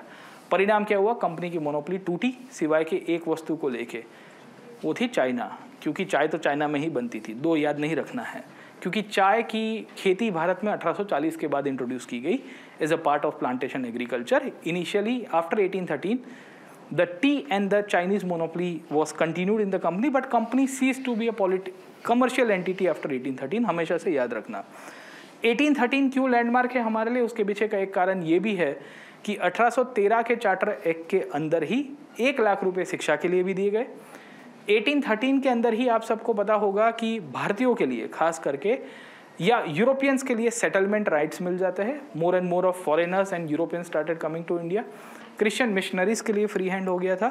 सो more and more number of Christian missionaries also started coming towards India. और यहाँ से ही भारत का पॉलिटिकल, इकोनॉमिक और मेन तो कल्चरल कॉलोनाइजेशन होना शुरू हुआ, जिसे हम लोग कहते हैं cultural conquest of India. So English education को प्रमोट किया जाता है। मिशनरीज को भेज के भारत में बहुत सारे प्रतीक को पैट्रिक बनाया जाएगा। Simultaneously we will also find कि भारत के अंदर बहुत सारी विदेशी कॉरपोरेशंस आएगी, foreign corporations other than East India company, तो भारत के बाज़ारों को, भारत के मार्केट्स को, भारत के रॉ मटेरियल्स को, भारत के रिसोर्सेज को कहीं ना कहीं तरह से एक्सप्लॉइट करेगी। और वो रिसोर्सेज के कंटेक्स्ट में भारत के अंदर एक मार्केट उभर के आए, एक लॉयल कंज्यूमर बेस बने, इसके लिए भारत में वेस्टर्न एजुकेशन को भी इंट्रोड्यूस किया जाता है। कौन करवाएगा? मकौले 1835 के अंदर, ये 1835 के ट्रांजिशन में इसको रेकमेंड करता है, पर मकौले से पहले कॉन्वेंट्स की स्थापना करवा दी गई थी। The missionaries had already established the convents and they started proselytising activities as well. खैर बात आगे चली, कॉन्क्वेस्ट का पहिया आगे चलता गया। 1813 के बाद जितने भी आपको गवर्नर्स मिलते हैं उनके अंदर से याद रखेगा कि ब्रिटिश ने अब डायरेक्ट कॉन्क्वेस्ट करने की शुरुआत करी। अब आप पूछोगे ये डायरेक्ट कॉन्क्वेस्ट क्या होता है, तो याद रखना कि before 1813 the British conquest was almost indirect. Puppet राजाओं को बिठाओ, सब्सिडरी अलाय करो, अपने उसके रिसोर्सेज को कंट्रोल करेंगे, पर अपन पॉलिटिकली कभी उनके ऊपर रूल नहीं करेंगे। Except Bengal, you will find Tipu को डिफीट कर दिया, वडियारों को फिर से इन्होंने अपॉइंट किया, मराठास भी ये लोग अपना पार्टनर बना के रख रहे थे पेशवाओं को, but they never wanted to take the direct control. 1813 के बाद क्या हो गया था? Because the target was clear. What was the target? Expand resources, market, land, the greater the possibility the greater the profit as well. Sir ठीक है, इसी के चक्कर में इसने पहले नेपाल के साथ लड़ाई की, नेपाल के राजाओं को डिफीट कर दिया, Nepal became part of the British empire indirectly. Sugauli की ट्रीटी होती है और नेपाल के शासकों ने आज के हिमाचल या उत्तराखंड से लेके हिमाचल से लेके आज के सिक्किम वाले विस्तार तक अपना क्लेम छोड़ दिया। इसी ने ही मराठास को डिफीट किया। मराठास ऑलरेडी पहले 2 बार हार चुके थे। एक 1775 से 82 के बीच में किसने हराया था? हेस्टिंग्स ने। उसके बाद सेकेंड टाइम हारे थे, वेलेस्ली के सरब पे ही इनकी डिफीट हो चुकी थी 1805 तक आते आते।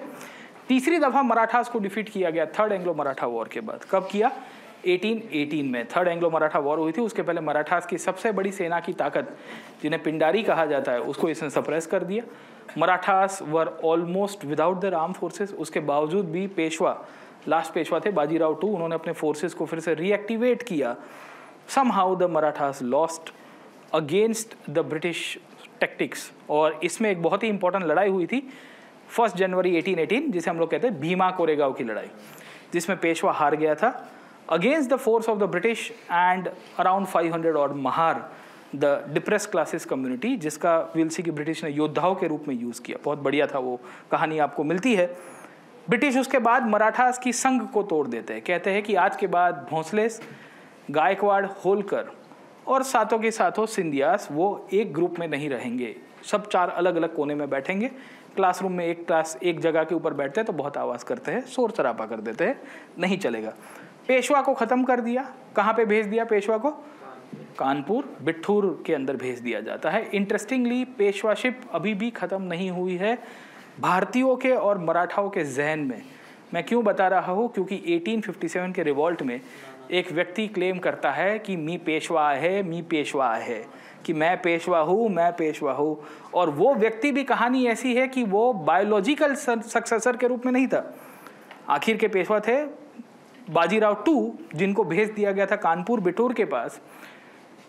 उनके पास कोई सक्सेसर नहीं था, तो उन्होंने एक व्यक्ति को अडॉप्ट किया था, दोंदू पंत, दत्तक लिया था, और उन्होंने क्लेम कर दिया था कि मैं पेशवा हूँ। और 1857 के विद्रोह में उन्होंने कहा कि मेरा राजा बहादुर शाह जफर है, मैं उनके बिहाफ में लड़ रहा हूँ, and I am trying to revive the Mughal Maratha legacy as well. खैर, तो मराठा कॉन्फेडरेसी कब खत्म हुई थी? 1818 में। 1818 तक आपको याद रहना चाहिए कि भारत के ज़्यादातर राज्य जो है वो किसके अंडर में आ गए थे? ब्रिटिश के अंडर में। अब आप पूछोगे कि कैसे? तो कॉन्फेडरेसी तो खत्म हुई, राजपूताना कॉन्फेडरेसी को भी इन्होंने खत्म कर दिया। अब आप पूछोगे राजपूताना कॉन्फेडरेसी कहाँ से आई भाई? तो देखिए, Rajputana states were a group of states that were one of the biggest allies of the Mughals, and the Mughals once they got downfall 1707 में जब औरंगजेब की मृत्यु हुई, तो ये राजपूताना स्टेट्स में 3 बड़े रीजन थे, Marwar, Mewar and the Amber state, that is the Jaipur region. Jaipur was in fact one of the biggest allies of Akbar. आपने मानसिंह का नाम सुना होगा, जोधाबाई का नाम सुना होगा, राइट? तो मुगल राजपूत अलायंस हुआ करती थी once upon a time in antiquity. But after the downfall of the Aurangzeb, क्योंकि जिस तरह से परिस्थिति बदली थी, राजपूतों ने अपनी सोवरेन आइडेंटिटी क्रिएट की थी। 1708 के बाद there was a group of Rajput kings, जिनके द्वारा एक लीग बनती है जो कहते हैं we are forming anti Mughal league. 1708 में ही इन्होंने बना दी थी। और धीरे धीरे करके the Rajputs had proclaimed sovereignty against the Mughal empire. Initially उनको अकोमोडेट करवाया गया था और वो इंडिपेंडेंटली चल रहे थे। लॉर्ड हेस्टिंग्स ने मेटकाल्फ को भेजा, वही मेटकाल्फ जो पहले किसके साथ जाके आया था, और कहा कि इनको सब्सिडरी अलाय बना दो। और राजपूतों को कहा गया कि तुम सब्सिडरी अलायंस नहीं करोगे तो मराठे तुम्हारे ऊपर आक्रमण कर देंगे। अब मराठे खुद ही बेचारे रो रहे थे, वो कहाँ आक्रमण करेंगे? But this is how you divide and rule, और I would say divide and conquer. Rule तो अभी बाद में आएगा ना भाई। आप कहते हो अंग्रेजों ने डिवाइड एंड रूल किया, डिवाइड एंड रूल किया, रूल तो अभी चालू ही नहीं हुआ। रूल कब शुरू हुआ? After 1850s, okay, once the land was conquered by them completely, then they started the social engineering things around.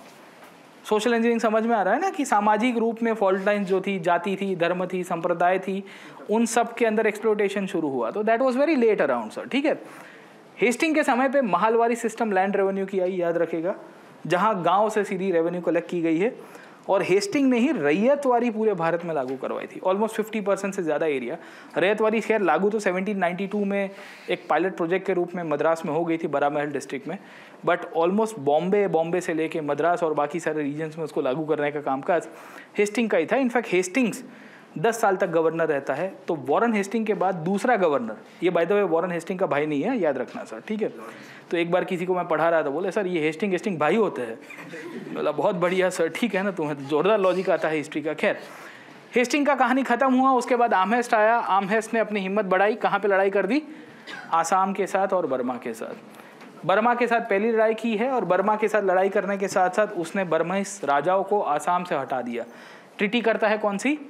यांडाबू की ट्रीटी, जिसके द्वारा ब्रिटिश ने साउदर्न बर्मा एक्वायर कर दिया था, आज का अराकान प्रोविंस, जहां से आपका ये रोहिंग्या वाला चैप्टर जुड़ा हुआ है, याद रखेगा। ये आर्महेस्ट की कहानी खत्म हुई 5 साल में, क्योंकि कंपनी ने इसको हटाया, बोले निकल यहाँ से, काहे बे। तो इसके समय पे कंटिन्यूस विद्रोह हुए। क्यों विद्रोह हुए? क्योंकि सैनिक नहीं चाहते थे कि हम बर्मा जाए, 7 समुंदर पार में तेरे पीछे पीछे नहीं आओगी वाली कहानी चल रही है। सैनिकों की फैमिली कह रही थी कि भाई तुम कहाँ जा रहे हो, कहाँ लड़ने के लिए जा रहे हो, तुम जाके वापिस आ रहे हो, धर्म भ्रष्ट हो जाता है तुम्हारा, खाने पीने में कुछ भी खा जाते हो, राइट और रॉन्ग। और सोसाइटी के कंटेक्स्ट में उस पीरियड में हमारा समाज बहुत ही इनवर्ड लुकिंग था। So they were not allowing people to go foreign lands and the soldiers were compels, they were actually forced to go in a compulsion कि आपको विदेश जाना है, और सैनिकों ने विद्रोह किया था। इस दौर में आप देखोगे आसाम की एक यूनिट थी आर्मी के अंदर जहां म्यूटिनी हो रही है। तो आप कहते हो 1857 में पहली बार सैनिक म्यूटिनी हुई, तो ये गलत है। 1806 में भी हो गई थी, 1820s में बर्मीज वॉर के समय पे भी हो गई थी। The British were able to suppress them around, but because of the military cost included Amherst के ऊपर प्रेशर लगाया गया सरकार के द्वारा कि इसको हटा दिया जाए, और फाइनेंशियली कंपनी लॉस में चली गई थी one more time, just like 1773 जब रेगुलेटिंग एक्ट में भी कंपनी ने लोन मांगी थी, याद आया आपको। बात आगे चली, बेंटिक को कहा गया कि भाई कंपनी को फाइनेंशियली थोड़ा ठीक कर दो। बेंटिक ने कहा कैसे ठीक करेंगे, खर्चे कम करते। बोले कैसे? सबका पगार आधा कर दो, और जिसको काम नहीं करना उसको भगा दो। और उसने क्या कहा? तो उसने कहा ये यूरोपियन लोगों को हम बहुत पगार देते हैं क्योंकि इंग्लैंड से आते हैं, they ask more salary, privilege ज़्यादा मांगते हैं, रॉयल एंट्री मांगते हैं, रेड कार्पेट की डिमांड करते रहते हैं, एम्बेसडर चलाते नहीं है, फॉर्चूनर की मांग करते रहते हैं, राइट, ब्यूरोक्रेट्स है ना ये सब। तो बेंटिक ने कहा कम कर दो ये सब कुछ। बोले कैसे? बोले 4 इंडियंस को हायर कर दो, मारुति में टेम्पो में भी बैठ के नौकरी पे आएंगे सर, ठीक है। So this is how William Bentinck once again reintroduce something called as Indianisation of administration, समझ गए। और इंडियंस के हम गरीब है सर, है ना, समझे, गद्दार तो है नहीं, आपको भी पता है, राइट। तो इन परिस्थिति में इंडियंस सस्ते में काम करते थे, आधे लोग की तनख्वाह कम कर दी, जो गोरे थे बाकी को भगा दिया, बाकी के बचे कुचे थे उसमें इंडियंस आ गए सर, ठीक है। और कहानी आगे चली। ये विलियम बेंटिक दिखने में बहुत मीठी मीठी बातें करता है ना। A knife which is made out of sugar will act only as a knife, don't think कि वो है ना शुगर से बना हुआ है तो तुमको काटेगा नहीं सर, अच्छा काटेगा। बेंटिक के लिए ये कहते हैं कि was a very great person, social reforms किए, सती जैसी प्रथा अबॉलिश करवाई, राम मोहन रॉय उसका साथी हुआ करता था। भारत में स्लेवरी सिस्टम को लेके इसने 1833 के चार्टर एक्ट में इसके ऊपर भी अमेंडमेंट लेके आया बाद में।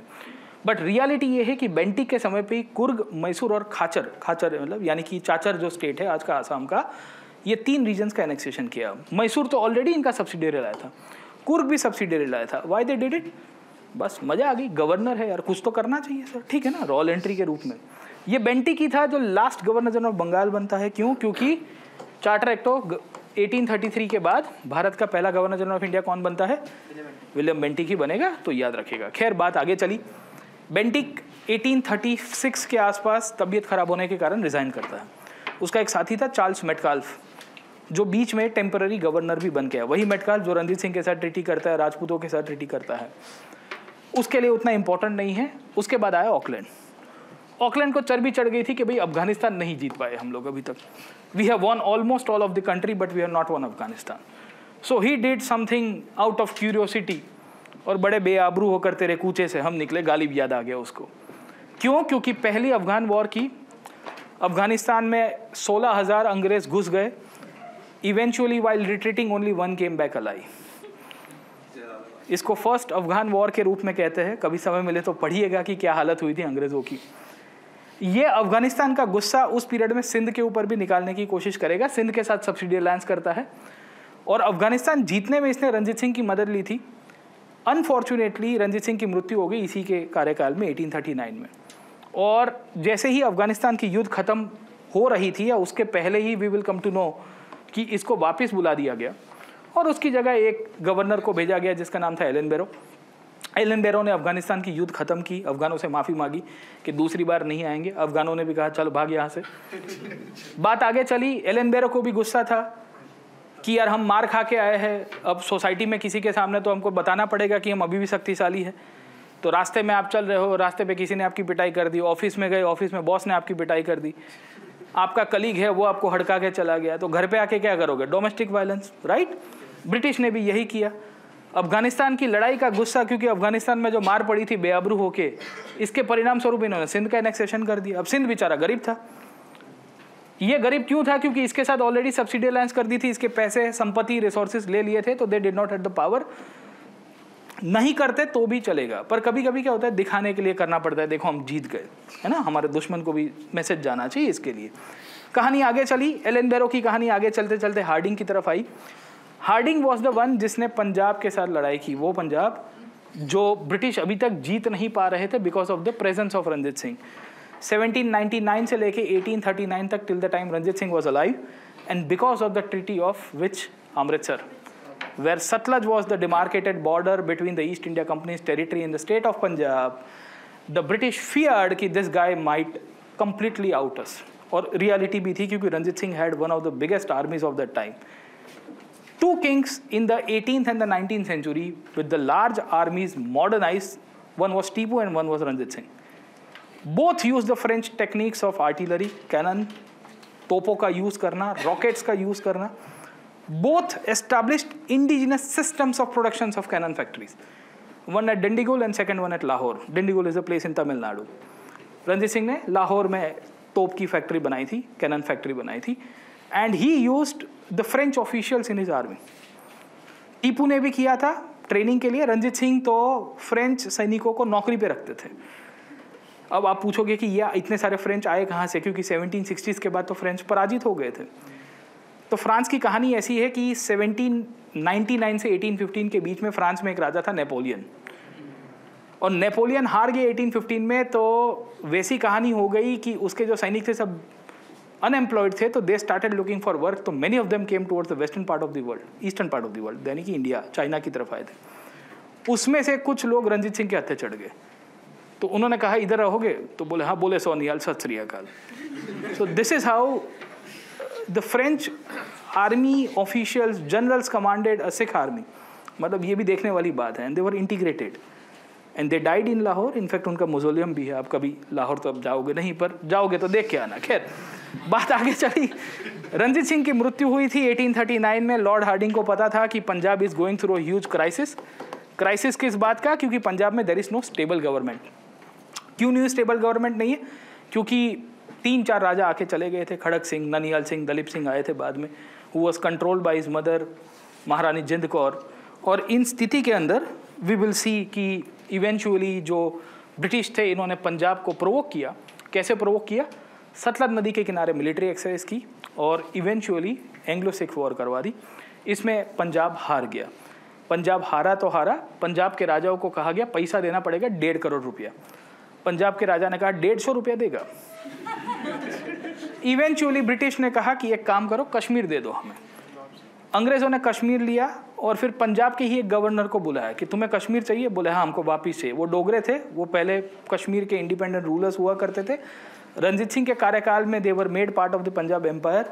उन्होंने पंजाब से कश्मीर खरीदता तो नहीं, ऐसे ही ले लिया गिफ्ट के रूप में, और फिर डोगरास को बेच दिया. और वहाँ से ही 1846 में Kashmir became part of the British empire indirectly. And Gulab Singh, जिनकी लेगेसी से आपको 1947 तक बाद में राजा मिलते हैं, हरी सिंह, उनकी लेगेसी चलती हुई मिलेगी. कभी बाद में इनके ऊपर डिस्कस करेंगे. हार्डिंग ने पहली पंजाब वॉर की. पंजाब अभी भी सब्सिडियरी राय के रूप में था. लाहौर की ट्रीटी और उसके बाद भैरोवाल की ट्रीटी होती है.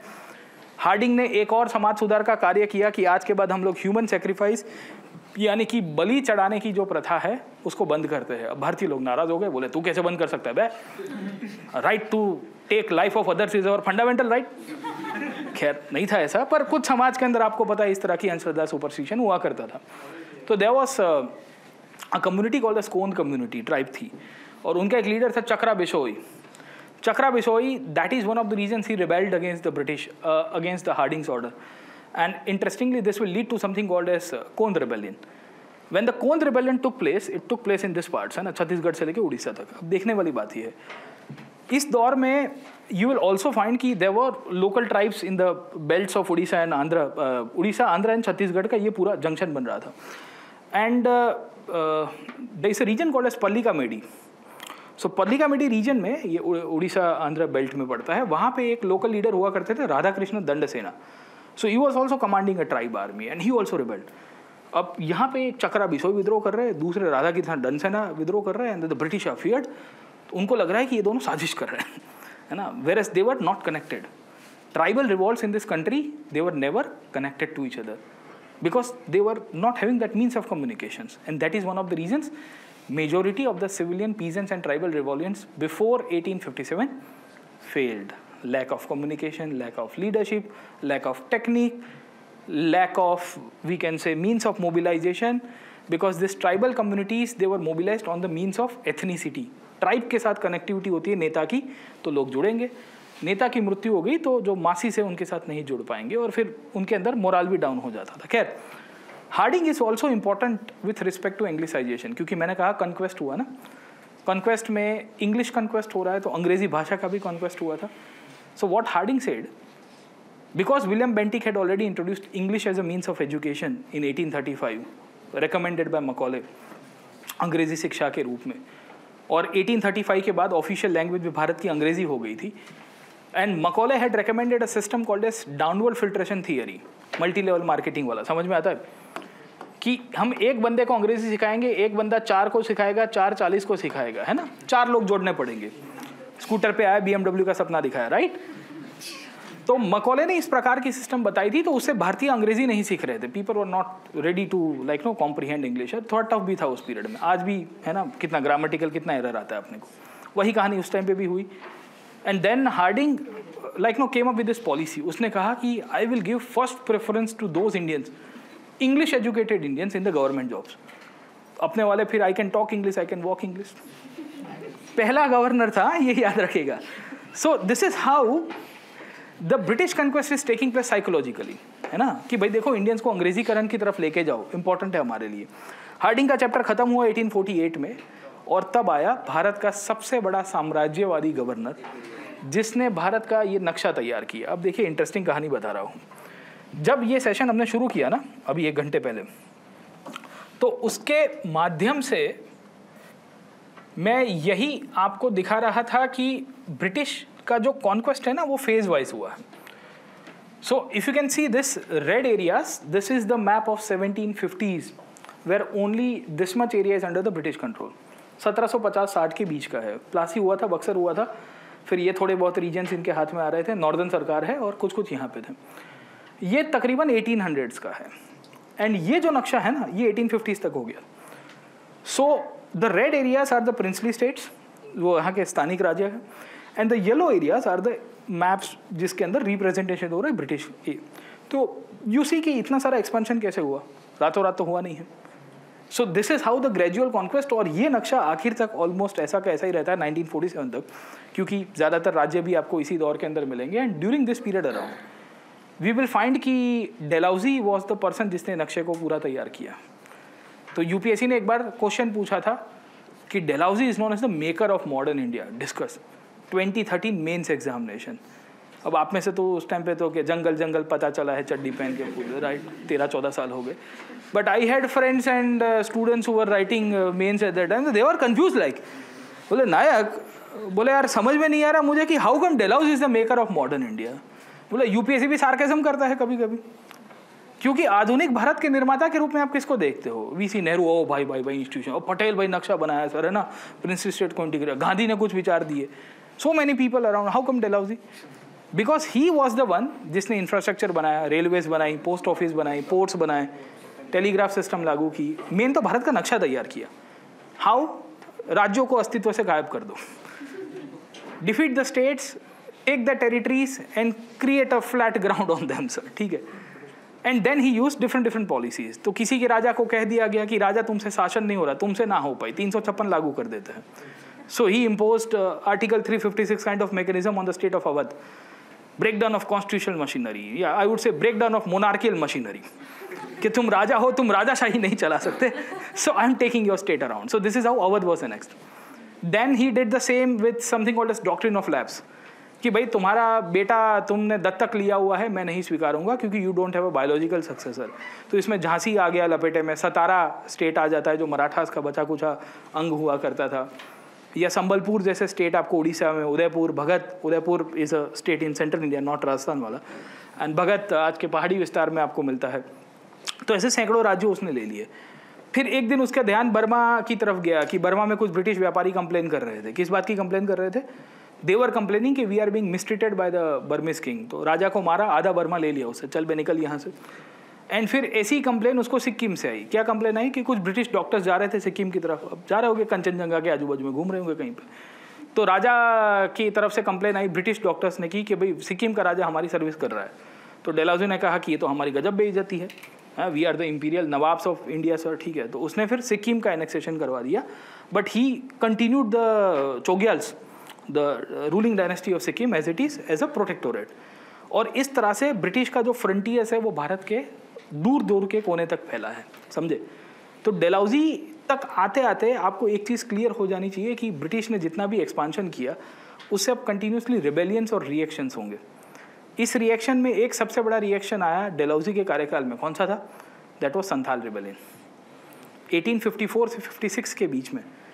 The biggest tribal rebellion that took place in India, that was Santhal rebellion. Why?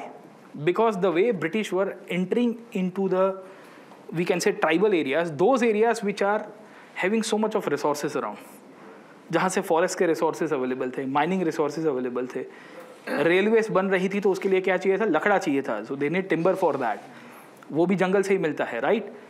इनका साथ साथ टी प्लांटेशन धीरे धीरे इंट्रोड्यूस कर रहे थे, तो वी विल सी कि उनके साथ उनको क्या कह सकते हैं कि लेबर की आवश्यकता थी मेन। तो so they were pushing the labour outside the regions and they were being forced to other parts of the country, खास करके नॉर्थ ईस्ट के रीजन्स के अंदर।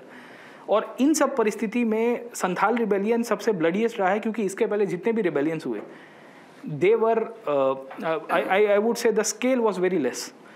5-10 हज़ार लोगों ने या 2-5 हज़ार ने विद्रोह किया, इजीली सप्रेस हो रहा था। इस टाइम पे 60,000 Santhali tribes had mobilised, 60,000। Out of them almost 15 to 20,000 lost the lifes, so 1/3 lost the lifes, ठीक है ना। इतना बड़ा स्केल कहीं नहीं मिलता है। थर्डली यू विल फाइंड कि it was local instigated movement and that continued for 2 years around. और 2 साल तक ये चलता रहा, 1854 से 56 तक आते आते, which eventually push the British की यार इसके कुछ शांत करने के लिए करना पड़ेगा, क्योंकि the Indian soldiers now they also started realising they got a psychological impact out of it, कि यार हमारे बंदों के ऊपर गोलियां चला रहे। So Dalhousie left in 1856, but then suddenly when Dalhousie left and Canning came, there was a rebellion, जिसको हम लोग 1857 कहते हैं। और उसके लिए कोई कहता है कि भाई 1857 का जो रिवॉल्ट हुआ है, जो सैनिकों के द्वारा हुआ, उसमें डेलाउजी बहुत बड़ा दोषी है, क्योंकि he took over the power of the states, he introduce too much of Anglicisation, he took over the resources as well. और इस तरह से ब्रिटिश कन्क्वेस्ट वाला जो पहला पार्ट है वो डेलाउजी के जाते जाते ही ख़त्म हो गया था। वो ख़त्म हो गया तो उसके बाद इंडियंस ने तब तक रिएक्शन देना शुरू कर दिया था। And because Indians were giving to much of reactions around, विद्रोह कर रहे थे हर बात के ऊपर, तो ब्रिटिश ने कहा कि नक्शे को ऐसा का ऐसा छोड़ दो, अब जो भी करना है क्या करना है, कंसोलिडेट करते, रूल करते हैं एंड मेक श्योर अराउंड कि Indians are played into their own game. इनकी फॉल्ट लाइन्स है ना, तो आप 1857 के बाद के गवर्नर्स देखोगे ना, इनके वहाँ से, मतलब मैं आपको खाली ओवरव्यू दे रहा हूँ, इनके यहाँ से आपको मिलता है कि they never went for military conquest. Now आप कैनिंग को देखोगे तो कैनिंग ने राजाओं को हराने के लिए ये काम नहीं किया कि भाई अब मैं तुम्हारे साथ लड़ाई करूँगा। कैनिंग ने कहा कि सड़क से उठा के स्टार बना दूंगा तुमको। So he introduced a system called a star of India, बोले क्लास में टीचर कहते हैं ना अच्छे बच्चे को मैं चॉकलेट दूंगी तो भारत के राजाओं को कहा गया कि if you will be loyal to me and if you will be in good books, है ना, मेरी किताबों में अच्छे रहोगे, तुम्हें स्टार का अवार्ड मिलेगा। Then Canning introduce something called as Indian councils act of 1861। उसमें से 3 राजाओं को सड़क से उठा के फिर राजा बना दिया कि राजा राजा राजा करे जा में समाधि। हाँ? राजा खुश हो गए, ओ भाई भाई भाई हाँ? Narendra Singh of Patiala and Dinkar Rao and Raja Banaras, Dinkar Rao of Gwalior, all these 3 kings were the parties and partners to the British in the 1857 revolt। 57 के विद्रोह में, क्योंकि ये विद्रोह को दबा दिया गया था ना अंग्रेजों के, तो ये राजाओं ने मदद की थी। Scindias were the biggest partners okay eight that time, Jio politics था वो। तो कैनिंग ने ये सब किया। कैनिंग देखा कि विद्रोह बहुत हो रहा है भारतीयों का, सैनिकों का विद्रोह था।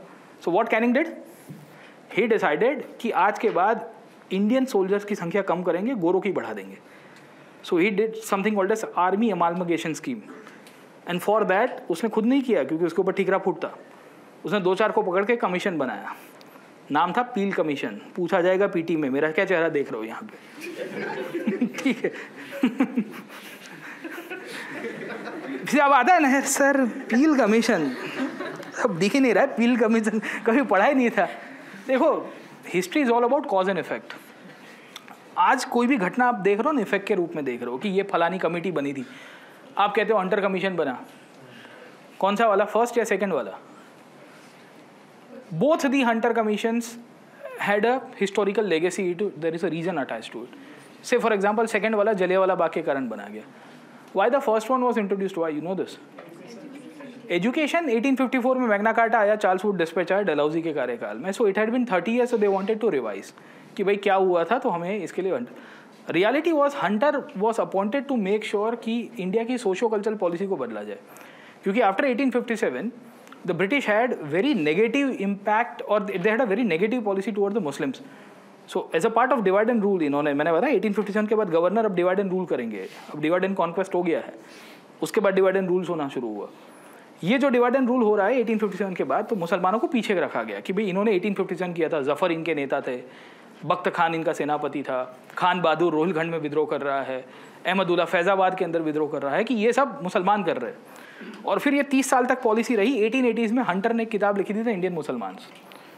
सो ये किताब लिखी गई थी in the background of Syed Ahmad Khan forming something called as Aligarh in 1875।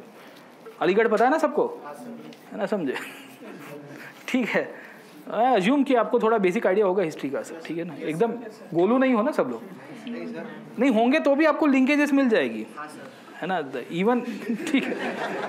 देखो history is all about connecting the dots around, okay ना। I am here to clarify this ideas about history. जहां आपको एक मिसकंसेप्शन है कि भाई आप हिस्ट्री को ऐसे ऐसे पढ़ते हो, नहीं ऐसे नहीं, एक थीम है, उसको आप पूरा का पूरा कनेक्ट करके देखो। तो जब अलीगढ़ बनी ना पीछे, तो सैयद अहमद खान स्टार्टेड प्रेशराइजिंग कि यार मुसलमानों के लिए रिप्रेजेंटेशन लाओ, उनके एजुकेशन के लिए कुछ करो। और तब जाके ये हंटर कमीशन आया जिसने इंडियन मुसलमान नाम की बुक लिखी, सरकार की पॉलिसी बदली मुस्लिम्स के प्रति, फिर अपीजमेंट होना शुरू हुआ और फिर आगे और खेलना, मॉर्लेमेंटो आया और ये सब। एंड सेकेंडली तभी ये एजुकेशन के लिए रिफॉर्म्स आए। तब ये कहा गया कि नहीं एजुकेशन खोल रहे हैं और इंस्टीट्यूशंस बनेंगे। तो 3 यूनिवर्सिटी बन गई थी 1857 में ही, आपकी Calcutta, Bombay, Madras. And by 1882 onwards then Allahabad university and Punjab university was form. Allahabad का बनी 1886 में, पंजाब समवेयर इन 1884-86, वही उसी एक ही साल आगे पीछे में बनी हुई है। वाई, है ना। तो ये कंटिन्यूसली आपको एक बैकग्राउंड आपको मिलता रहता है। तो 1857 के गवर्नर्स आपको कैसे मिलते हैं, उसके बाद वाले डिवाइड एंड रूल वाले मिलेंगे, डिवाइड एंड कॉन्क्वेस्ट वाले नहीं मिलेंगे, क्योंकि कॉन्क्वेस्ट हो चुका है, अब रूल एंड कंसोलिडेट करना है। ऑल द गवर्नर्स, जैसे 1870s में आपको एक खाली ओवरव्यू दे रहा हूँ। Then this guy came up, Mayo, suddenly out of sleep he said मैं सेंसस कराऊंगा। बे इसके पहले तुमको विचार नहीं आया। And then Mayo came up, he started doing the census, nonsense around. And 81 में रिपन आया, उसका भाई। मेयो कहता है मैं कौन जात हो पहले वो बता दो, धर्म का है बे तुम्हारा। Then he started doing the socio economic caste census. You this, जैसे ये हुआ फॉल्ट लाइन्स क्रिएट होगी, आइडेंटिटी पॉलिटिक्स क्रिएट होगी। 1909 तक आते आते then the Muslims will say अरे हम पिछड़ गए, हमारा रिप्रेजेंटेशन कर दो। डेटा था, कुछ ना कुछ इधर उधर की बातें हो रही थी। देन पारसीज के पारसीज गिवन इन 1919, मॉन्टफोर्ट रिफॉर्म्स पढ़ा है सबने। Sikhs were given in 1919 Montfort reforms. Anglo-Indians, Christians were given in 1919 Montfort reforms. Why? Because the early nationalists were the Parsis in this country. The early economic critics in this country were the Parsis. They were the champions of economic nationalism. Who was Dadabhai Naoroji? Who was Din Shah Bacha? Who was Firoz Shah Mehta? They were the ones who laid the foundation for the modern nationalism. The British feared them. Who was the first industrialist in this country? Kausiji Nada Bhoy established a jute and cotton textile mill in Bombay in 1853. Who was Jamshedji Tata? He was a Parsi guy. The British feared them. बोले डाल दो इनको यहाँ पे separate electorates, politics में आ जाएंगे. 1919 के बाद आपको एक पारसी नेता नहीं दिखेगा नेशनल मूवमेंट में. बता दो मेरे को जो प्रोमिनेंट हो. एक पारसी नेता नहीं दिखेगा. Divide. 1919 why the Sikh were given? Why the Sikh were given? रट्टा मारते हो आप लोग. 1919 में सिखों को दिया separate tambura. Sikh were given because the Akali movement was going on. They were fighting to control the Gurdwaras which were in the hands of the British right from 1848 onwards. 1848 में अंग्रेजों ने जैसे पंजाब जीता डलहौजी ने. All the Gurdwaras were under the control of the British control. They appointed the Mahants and the administration. The Sikh were fighting to get their committees, Shiromani Gurudwara Prabandhak Committee, to control and run the Gurdwaras. They could not do it so because the Sikh were rebelling. In 1915 the Sikh rebelled. The Gadar movement took place. The Sikhs were rebelling continuously. ये 1919 में इनको अलग कर दो. नहीं हो पाया पर. It failed. कितना गुस्सा था सर पंजाब का डिवीजन करवाया. बहुत लंबी कहानी है कभी मॉडर्न हिस्ट्री देखेंगे. All these governors are notorious. Why Curzon did the partition of Bengal in 1905? Bengal was the epicenter of the Indian nationalism. समझ गए? आज फर्स्ट पार्ट रखा है. इसका सेकंड पार्ट का है ना एक अलग से वीडियो बनाऊंगा कि how the divide and rule is taking place. वरना अलग से अपन करेंगे. आज आप सुबह से बैठे हुए हो आपकी बत्ती गुल हो जाएगी क्योंकि नेशनल मूवमेंट के अंदर में अगर डिवाइड एंड रूल करवाना, क्योंकि मैं गवर्नर सेंट्रिक देखता हूँ, आप नेशनल मूवमेंट को नेशनल मूवमेंट सेंट्रिक देखते हो कि ये घटना बन गई. तंबूरे की ये घटना बनी. The event was not an isolated event. There was a person associated, an ideology associated to him, who was trying to make sure around that divide and conquest simultaneously takes place in this country. But by 1900s, we had a class of people who had been educated, intelligentsia, बौद्धिक वर्ग निकल के आ गया था. We had started forming associations. Nauroji had formed East Indian Association, Pune Sarvajanik Sabha, M.G. Ranade, Pratna Samaj. Make some noise for Kesab, say not other guy. He has already formed he has continued the legacy of Brahma Samaj, and then he is also making sure Ishwar Chandra Vidyasagar. आप देखो तो कितने reformers. Swami Vivekananda has been called as the spiritual father of Indian nationalism by Subhash Chandra Bose. Vivekananda's original name was Narendra Nath Datta. His brother was a revolutionary called as Bhupendra Nath Datta. आप उनको पढ़ते हो अनुशीलन समिति में. किताब खोली Spectrum कौन सी नोट्स बोर्ड देखोगे you will see a name called as Bhupendra Nath Datta. आप बोलो ये दत्ता क्या मुझे नहीं समझ में आ रहा. He was actually the real brother of Vivekananda. And Vivekananda said कि उठो जागो और देह प्राप्ति के लिए संकल्प करो. जैसे आज का युवा जाग उठा है, ब्रश करेगा और 1.5 GB का डेटा यूज करेगा, राइट. तब वैसा नहीं था. तब वो युवा देश के लिए लड़ रहा था. तो 1857 के बाद आप जितने भी गवर्नर्स को देखेगा, they are all associated with divide and rule. But because of the education, because of the growth of nationalism, आप कहते हो इंडियन नेशनलिज्म बढ़ के आई. What is the reason for the Indian nationalism? Press कहाँ से आ गई? इंडियंस को लिखना कैसे आ गया? पीछे एजुकेशन हुआ था. एजुकेशन में आउटपुट कहाँ से निकल के आया? सोशल रिफॉर्म, समाज सुधरा. Social reforms are always linked to national identity. समाज सुधार से आपका जो राष्ट्र है, जो राष्ट्रीयता है, वो उभर के आती है. समझे? ठीक है, आज इतना रखते हैं. अभी क्विज करेंगे थोड़ा.